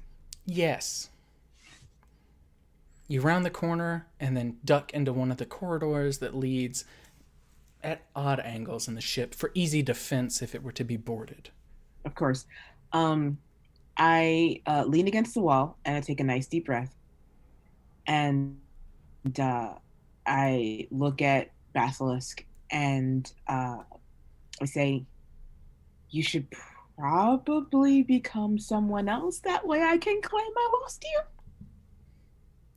It looks as though we lost Liz. No. Unfortunate. No. Until she returns, we're going to drop the overlay so it doesn't break anybody's face. No. Fair. There she is. Now I just have to move everyone. But please continue.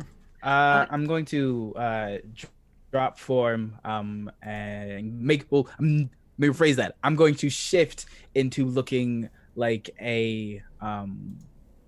almost like reddish brown skinned bald elf. Are you trying to say something? No.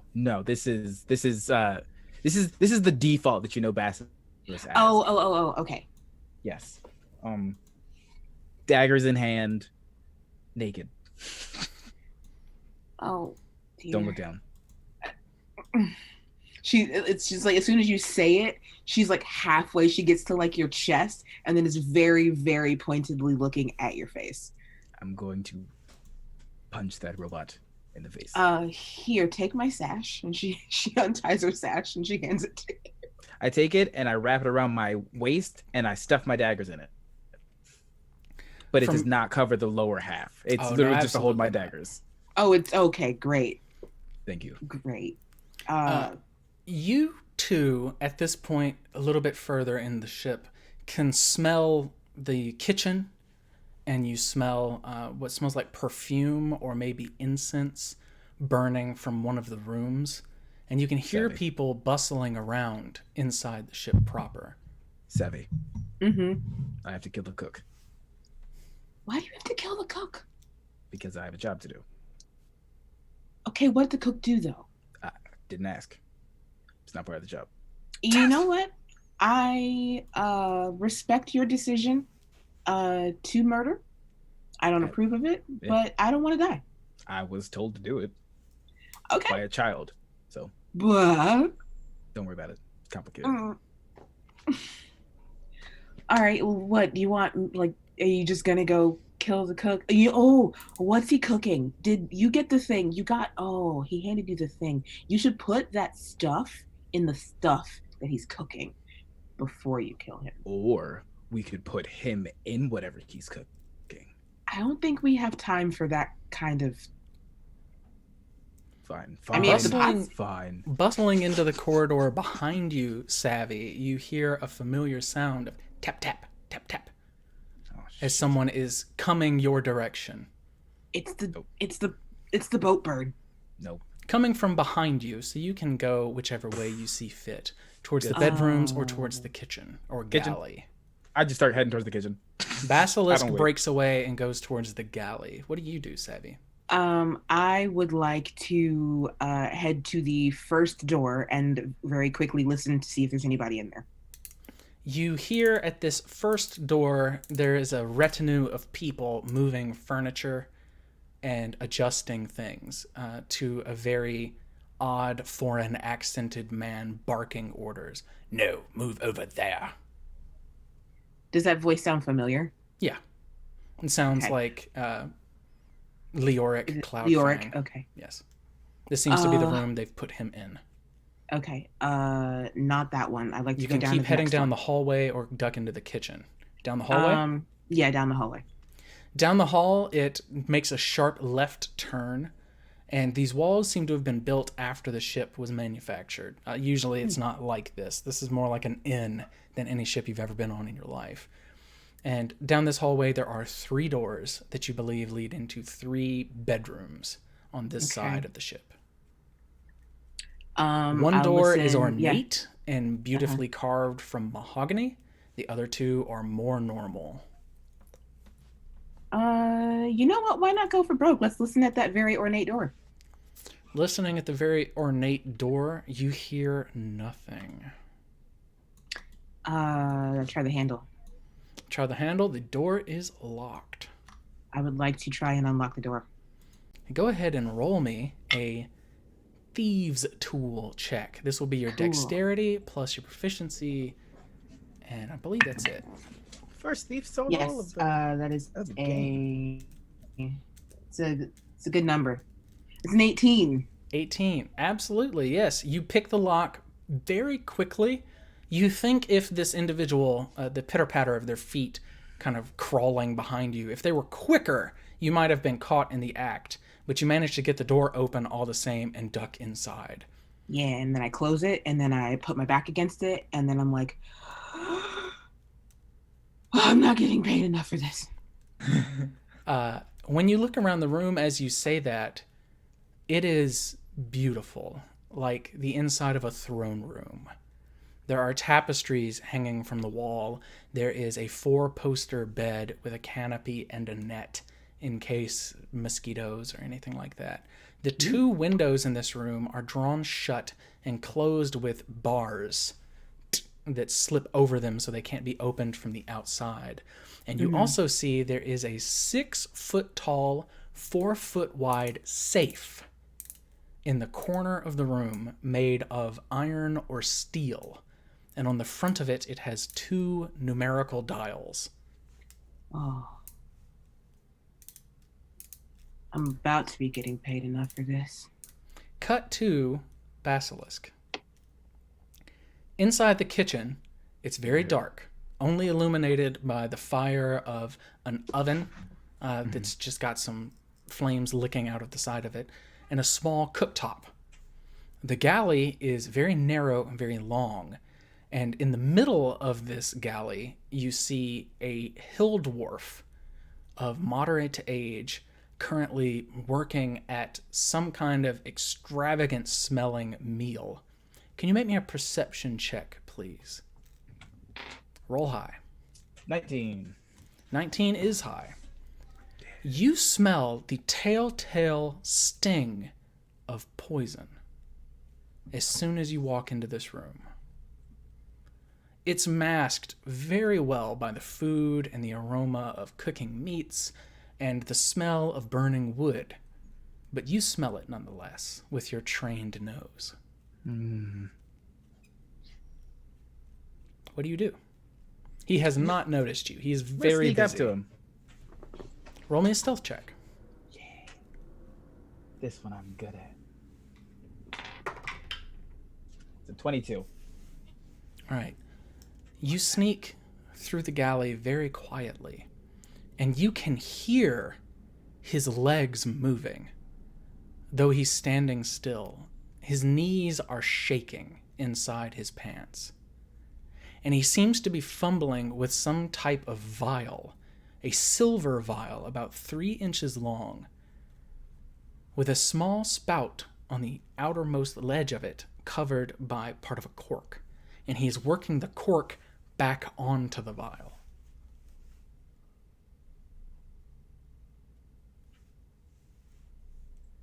And so I can assume the poison is in the brew.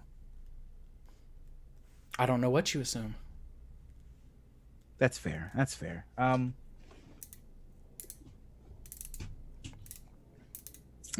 Okay, so I smell the poison scent. I see the vial. How big is the pot? He is not working at a pot. He has Okay, a there's no pot. serving dish that has a roasted hare on it with parsnips, cherries, and black bread with a There's a goblet hare of in the wine. food. The goblet that has wine in it is currently empty, but there's a decanter nearby with wine, not within arm's reach of the cook.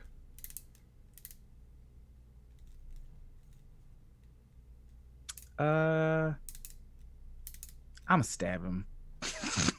Okay. Who am I kidding? Go ahead and roll He me ain't an attack looking. roll. Basilisk has no time for morals. I don't care who this person is. 15. I have a job. All right. You kill him. Run him straight through. He lets out a wheeze and reaches up and grabs hold of the blade and turns to look at you but doesn't have the strength and falls over dead. There's a furnace? There is not. It's a ship. Ship, okay. Is there any like holes that go to the outside of the ship? Yes, they're far too small for him to fit through. Dang it. Are there any barrels? There could be barrels. None are currently open. They just restocked. They would be buying things from the city proper and cooking them that night. Is there no way You I can could just potentially like, shove open him? one. Just gonna shove him somewhere. I don't care that much about him. He's irrelevant. I'm still naked. Not Although I take his really. pants. You could maybe push him into one of the cupboards in the galley. Since he's a dwarf, he may fit there. I'm gonna try to put him in a cupboard, and then I'm gonna take his pants, and then just use the sash to make a makeshift belt for myself.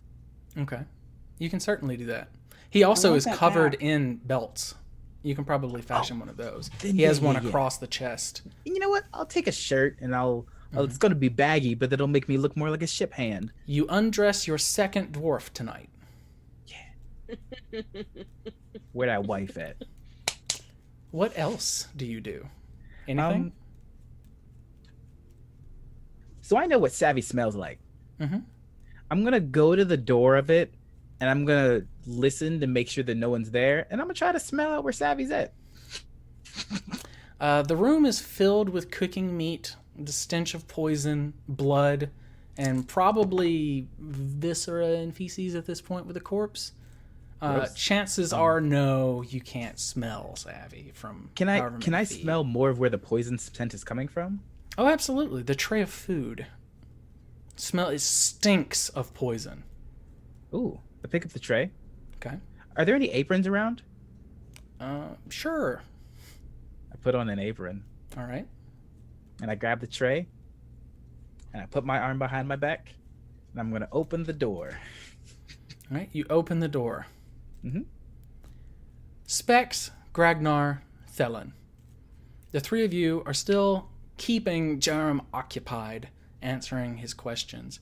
He's grown quite a bit bored, and you see one of the people that you notice above deck, and this would probably just be... actually, no. You've never seen her before, but a lithe elven woman draped in finery, deep navy-colored finery, and a cloak that she has doffed and left on the stairs, steps up to Jerem. You see that she has 2 swords and no less than 4 daggers on her person, and she whispers to him very quickly, "We found a body. It's Ember Bright Ember." Can we hear this? Yes. And when he hears Ember Brightmaker, his eyes grow wide and all the color fades from his face. And he says, "Please excuse me," turns and abruptly goes up the stairs with this woman in tow. When he gets to the top of the stairs, he turns back to her and says, "No one leaves." And she takes position, my lord, at the top of the stairs. What just happened? Is there anyone else around right now? Yes, the few nobles that were down here with you are around, but past that, no. His bodyguard also follows him up the stairs and out. You have not seen the mage in some time, and now this elven woman is standing, barring your exit from the ship. Well, I think we should go check on Specs too. What do you think? Speaking about that, and he looks at Gragnar, and 2 hands just cup his face. If someone ever takes my stick again, I will destroy you, them, and anyone who breathed their scent. Do you get me? Well, yeah, I get you. Great. All right, let's go find this Spec 2. After you. Felon, are you accompanying them deeper into the ship? We know you, right? We know you? Yeah. Yeah, you should come with us. I will, because it looks like there's not really anything better to do right now. Looks like it's about to get I wasn't sure if you wanted to maintain plausible deniability or not. But you can head back there with them. Actually, I think I would keep lookout at the top of the stairs and just let them go. Are the people in the nobles that are left, are there any dwarves? No, all the dwarves have been killed on this ship. Okay. God damn it. So there is still the wife. Thelen's gonna turn to Gragnar, and in very proper dwarvish, she has clearly never actually spoken to a real dwarf before. I'll keep watch. You clean up this mess. You're the one that has the brain, right? And I say back, first off, it's pronounced watch. And then I say, yeah, I'll go clean the mess up. And I tap my head and telepathically say, and I guess dispose of what other bodies are down there. Thank you. Felon. Watch. I'll remember that. You see as a boatswain, or I'm sorry, you see the quartermaster, this big square-faced Triton, stomps down the stairs, and he turns and looks in this cabin and sees Lady Brightmaker, goes over to her, whispers to her softly, and you see her collapse, and he catches her, lifts her up, and takes her back up the stairs. Well, now I feel bad. Yeah. Savvy. Press F. Yes, F for respects in chat. Savvy, you are left in this beautiful master bedroom. Yeah. Whoa. Okay. First, she's so this whole time, if the camera cut when she says, "Now I'm about to be making enough money," the camera cuts back, and she's been just staring at it the whole time. Mm-hmm. So first thing she's gonna do is check the room. The room seems to be empty from just a cursory glance. You do know that the safe is there in the corner, and it seems like it's made to withstand an avalanche, right? The rest of the bedroom is well appointed and picked up, very placed, like they were expecting someone to come and see it. Like everything's pristine, fresh flowers kind of thing. The mirror's very clean. Is there anything under the bed? Yes, the bed acts as the wardrobe. You see there are a bunch of shelves and drawers underneath the bed where clothes are stored. Very immaculate, splendid looking robes. Do they appear to be for a masculine body or a feminine body? A masculine body. Cool.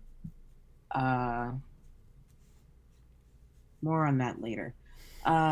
Is there a desk? There is not a desk. There is a small shelf with a mirror placed behind it that seems to be like the catch-all kind of dresser thing, and that's where the flowers are right now. You see that there's some parchment and stuff kind of stuffed into a little box that has anchored onto this shelf. Everything is made up to standards for shipping long distances as to not get jostled and tipped over. So the well-appointed accoutrements hide the fact that it's very sparse as far as furniture. Like there's no wardrobe and things like that. Okay. Anything of note on the parchment? Anything written or anything? It seems to be pristinely made in case someone were to come down here, perhaps entertaining guests. All right. Well, gonna head on over to that safe. All right. And check it for traps, because that's what a rogue do. Roll me an investigation check. And you can have advantage because nothing is chewing at your time. Ooh. That is 16. You do not believe that this safe is trapped. You do believe that it's very well manufactured, though. Looks like definitely dwarven make. The iron on it is standard dwarven stuff. All right, let's try and crack this baby. Okay. This will just be thieves' tool check as though you were picking a lock. All right.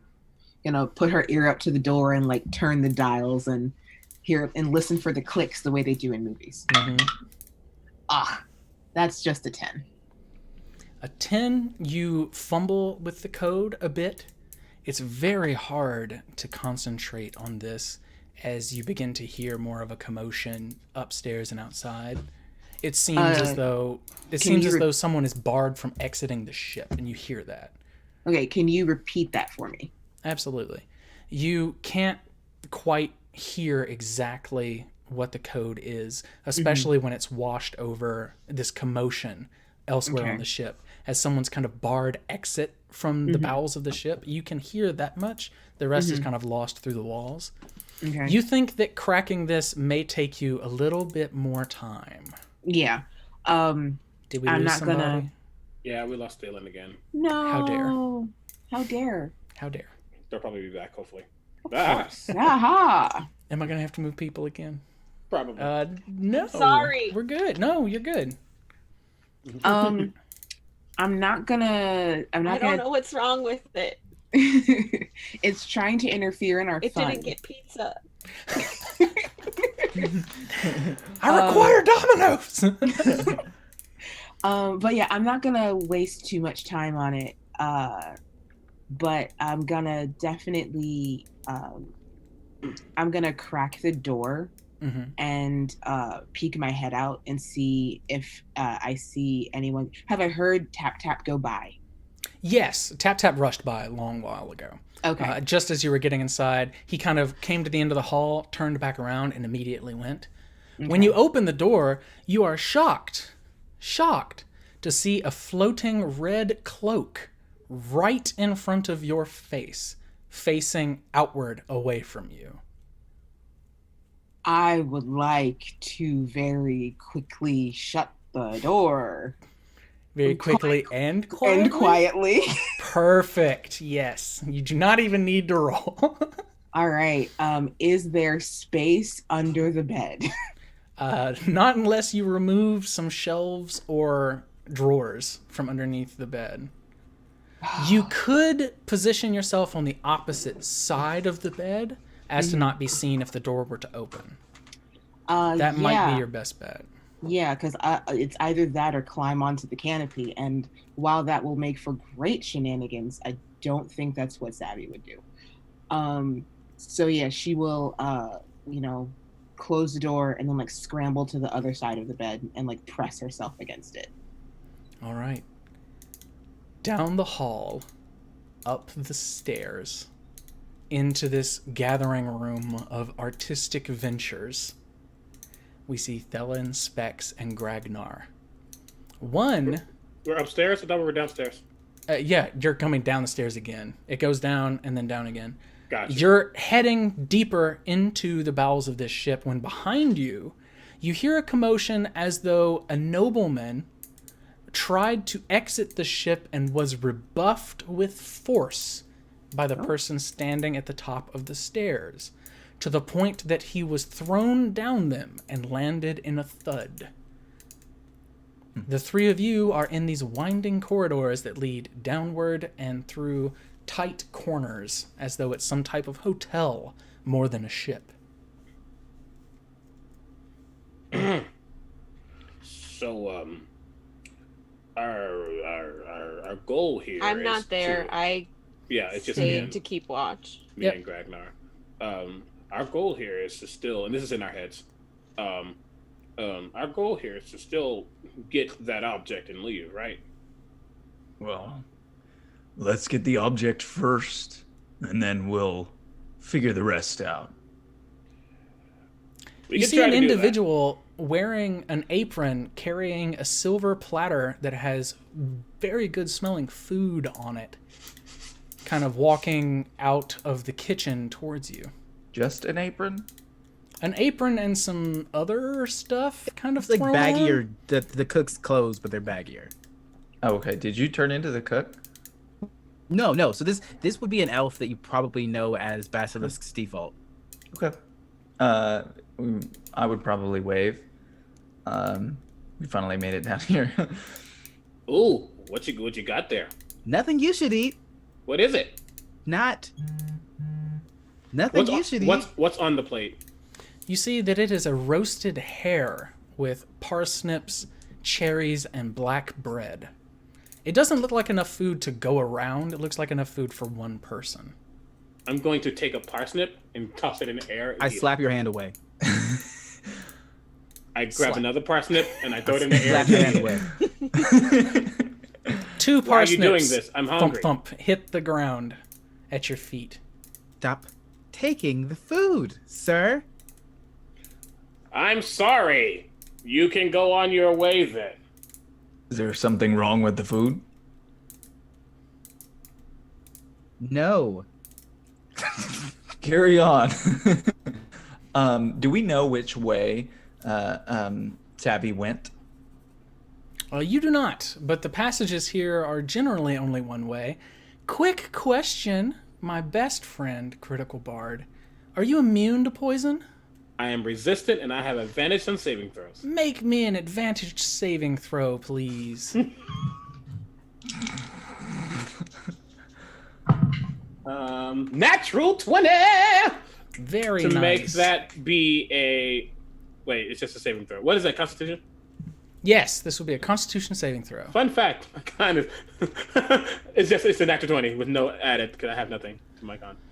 A 20. All right, Specs. You take 6 points of poison damage, and you feel sick. Am I That actually sickness poisoned? lasts for 10 minutes, yes. Okay. You saved on the throw, so you get lesser effects. That's fine. Yikes. Wow, that's interesting. Gragnar and Basilisk, you both see Specs play it off, but you see his body rack, kind of as this poison seeps through the metallic parts of him into the inner workings. For a moment, the facade drops, and there's like a grin that's way too big, and it. Specs, you are under the impression eating this would have more than likely killed most people. Touching it is also very deadly. That's taste of coriander, elderberry, and death. Yeah, you shouldn't eat that, Ragnar. That's good. That's really good. Yeah, I wasn't really planning on it, but now I think I maybe should take some for the road, in case I want to share a snack with someone else. Am I able to pocket some of these without touching them using my mage hand? I growl at you if you get close to it at all. Gragnar, you're smart enough to know that usually poisons don't have a long half-life after mixed and applied. And even if they did, it would more than likely poison your clothes, poison your hands, poison all around you. It would get expensive. It might be inhaled. Basilisk may be at risk right now because he doesn't know what kind of poison it is. There's a lot of determining factors. Yeah. Okay, well then I will decide not to take one, and I would like to signal to Specs and Basilisk that I would like to move down the corridor to find Savvy. You can be on your way, good sir. I hope that good person. I hope that the food for whoever you're delivering that to is most exquisite. May it be their final bite forever. You okay, man? I'm fine. Ow. My stomach. And then I'm just gonna walk away. And at this point, I'm just probably walking around, looking at Thalen, but also still casing to see who's in the area. You see, trapped down here as you pass Thelen. Thelen, you do recognize this is Basilisk's default form. This elven. I'm gonna stop them real quick. I'm gonna like touch their shoulder, since it's Basilisk's default form. Why don't you offer some of that to the new widow? I think she might be a little faint. Dark.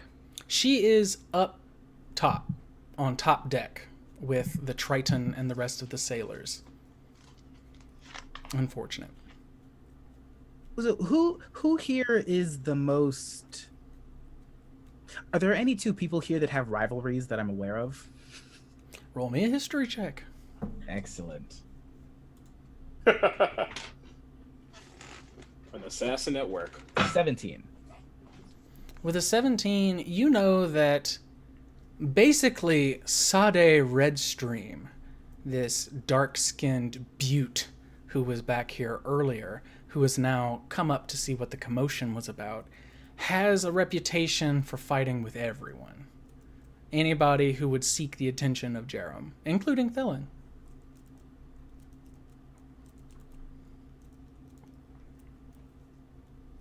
I walk up to them. Yes, she and says.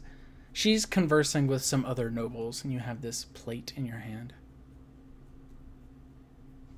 Hello, I have been told. Is that Jerem's dinner? He said to send it to his bedroom. Then let me be off quickly. Excuse me. She looks at you for a moment, and you get that feeling like she doesn't recognize you, but then she kind of shakes her head like it's so beneath her to pay any attention to who carries the food, sort of thing. But actually, Yes.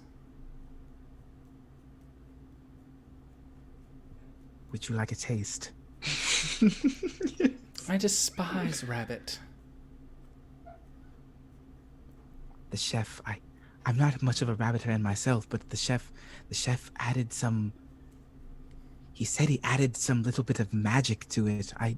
I don't deserve it, but you do have a reputation, and I'm trying to, get a better feel with this group. And someone like you truly stands out. So roll me a I'll roll a persuasion deception. check. And this will can be I roll a deception? disadvantage. Yeah, deception's fine. Okay. All right. First one's, what's my bonus? A 7. I'm the monster. First one is a 16. Second one's a 21, so 16. She says, I'll not try the rabbit, but I will, suffer myself a cherry. And she puts a cherry in her mouth. It's very bitter, she says. Oh. I'm sorry. And I'm gonna go. You turn and shuffle past Thelen back into the bowels of the ship. Thelen, the commotion here is getting very heated. The noble who was pushed down the stairs has clearly had his nose broken by the basket hilt of one of this elven woman's swords. And he is currently packing his sleeve into his nose to staunch some of the blood. One of the handmaidens here is tending to him, as well as his screaming, upset wife. I'm gonna tie my hair up like it normally is, and you see me like pull up my skirt on one side and tuck it in, and hey, there was my rapier the whole time. And I'm gonna walk over, and you said it's broken. Is it like sideways? Oh, it's flat. It's completely flat? crushed. Yeah. His nose is ruined.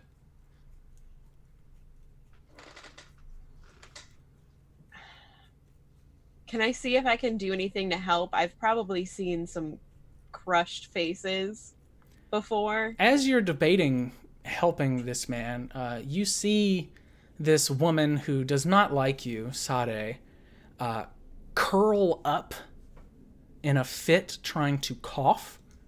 Blood leaks from her mouth. She shudders twice, spits, and then falls over. Everyone begins to scream, and they start to run up the stairs, afraid that this is some type of ploy, some type of trick used to kill them all. The first two noblemen to reach the top stair of the stairs lose an appendage, one a hand and the other a leg right above the knee.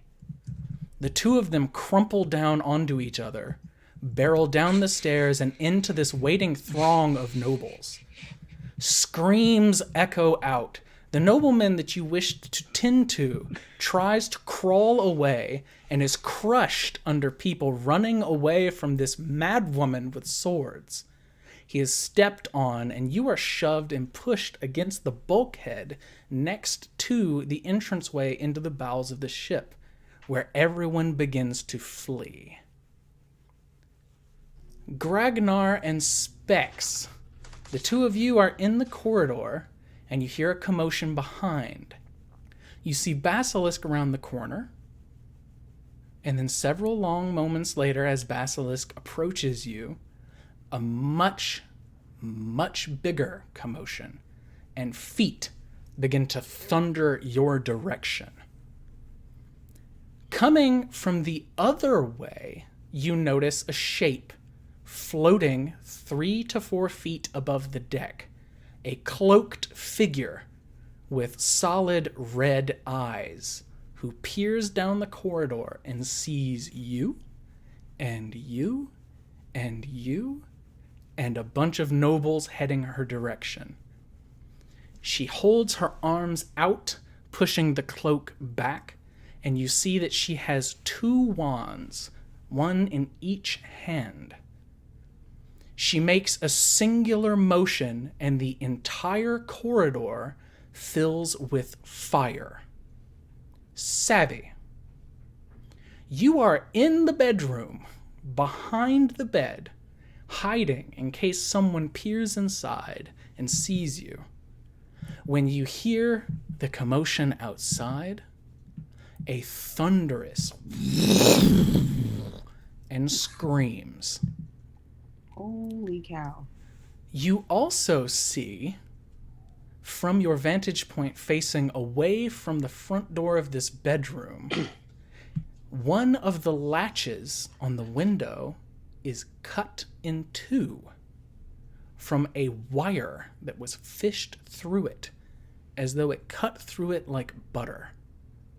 And the window slowly opens, and a figure with dangling black hair leans through the porthole, sees you, and says, "Are you my enemy?"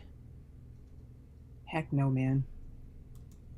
miles away in the city of Wuhan, an owl lights atop a gargoyle on one of the earth moat manors floating over the ruined side of the quarry that the city was built inside. It swivels its head to the left and to the right, and in the smooth, wet, reflective surface of its eye, you see a window streaked in blood and gore. Inside this room, a shape stands among a pile of corpses. Right before this thing can be seen in earnest, the owl spooks and takes flight. One beat of its wings later, the bedroom, the window, the wall, and the ceiling of that portion of the mansion explode in a detonation that can be heard across the city and aboard the Ember Rose. And that is where we're going to end our session tonight. Holy Hello, my friends. shit! How is everyone doing? Holy crap! What just happened? So that, looking at you, JB, because I copied and pasted the conversation that we had, and then I reread some of it like 10 minutes ago. Yeah. What? Yeah. So we're basilisk and savvy in each other's places. There would be some other screaming happening aboard the ship. Oh my god! That's not good. But yes, thank you for joining us, everyone. Oh my I know we had God. some small technical difficulties, including right now all of our beautiful cast members are in the wrong place. Fret Yeah, not. that's my bad. It happens. Zoom is unreliable, and I didn't feel like adjusting it for the 6th time in a 3-hour period. I'm sorry.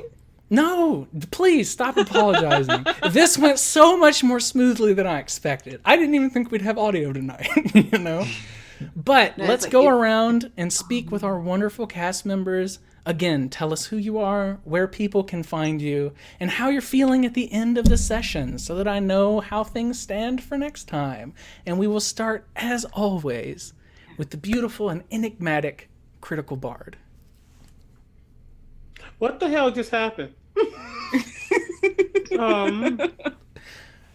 First of all, I just gotta give it up because that was like beautiful storytelling at the end. I was just Man, Thank you. all of like, us though. that was, whew.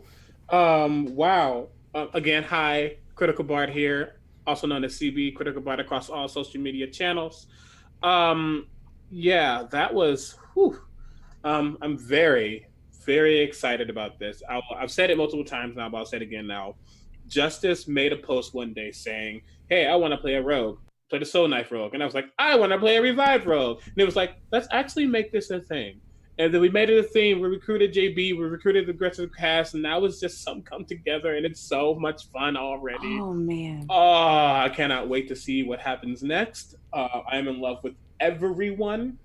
And I won't lie, real quick, when Thalen put up that hair and put up that skirt, I was like, oh shit. Power move! I won't even lie. So I'm like, okay, I'm done. That was, yes. Justice. Yes. Hello. Tell us where we can find you. How do you feel about yes. the session? I felt good about it. I am, I think this mage needs to go, and I think we need to finish this one. And Basilisk has had one too many kills, and I think it's time we share the love. So I had a great time, very interested, and enjoyed doing some of the telepathy. I thought that was really cool. So it really was a good way to allow us to say things that normally would have had to been code or something, or throw some red flags, which was pretty cool. So yeah, excited for next time. Yeah. Glad to hear it. Latia? Hi. I'm very confused. But I'm very excited.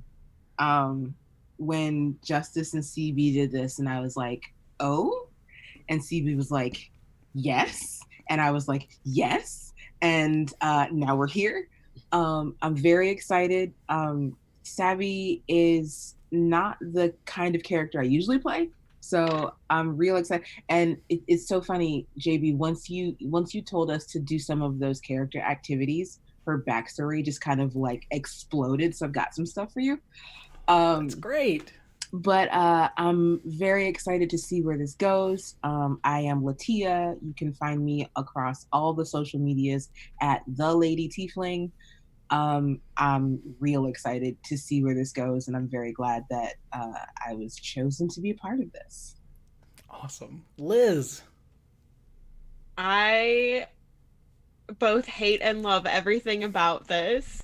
I love playing rogues. I love how you see how completely different all of us are. I have never been so glad to be polite and take watch. But at the same time, at that end there, it's about to not be so polite next session, because what the fuck is going on, man? You can find me at Raptor Handed at everything. But yeah, wow. Oh boy, it's about to get fucking nuts, dude. Sorry, my mouth is terrible now. Hey, we're PG-13. It's fine. We saved a lot of F-bombs tonight. I was very good. Gabe. Hi, I'm Gabe. Gabe James Games on pretty much all social media. I feel great. Basilisk got a lot done, and it's real good that I wasn't in that room because I didn't remember something we talked about until I realized, oh yeah, this is not good. It's not good. I have so many questions. Oh, we will get there.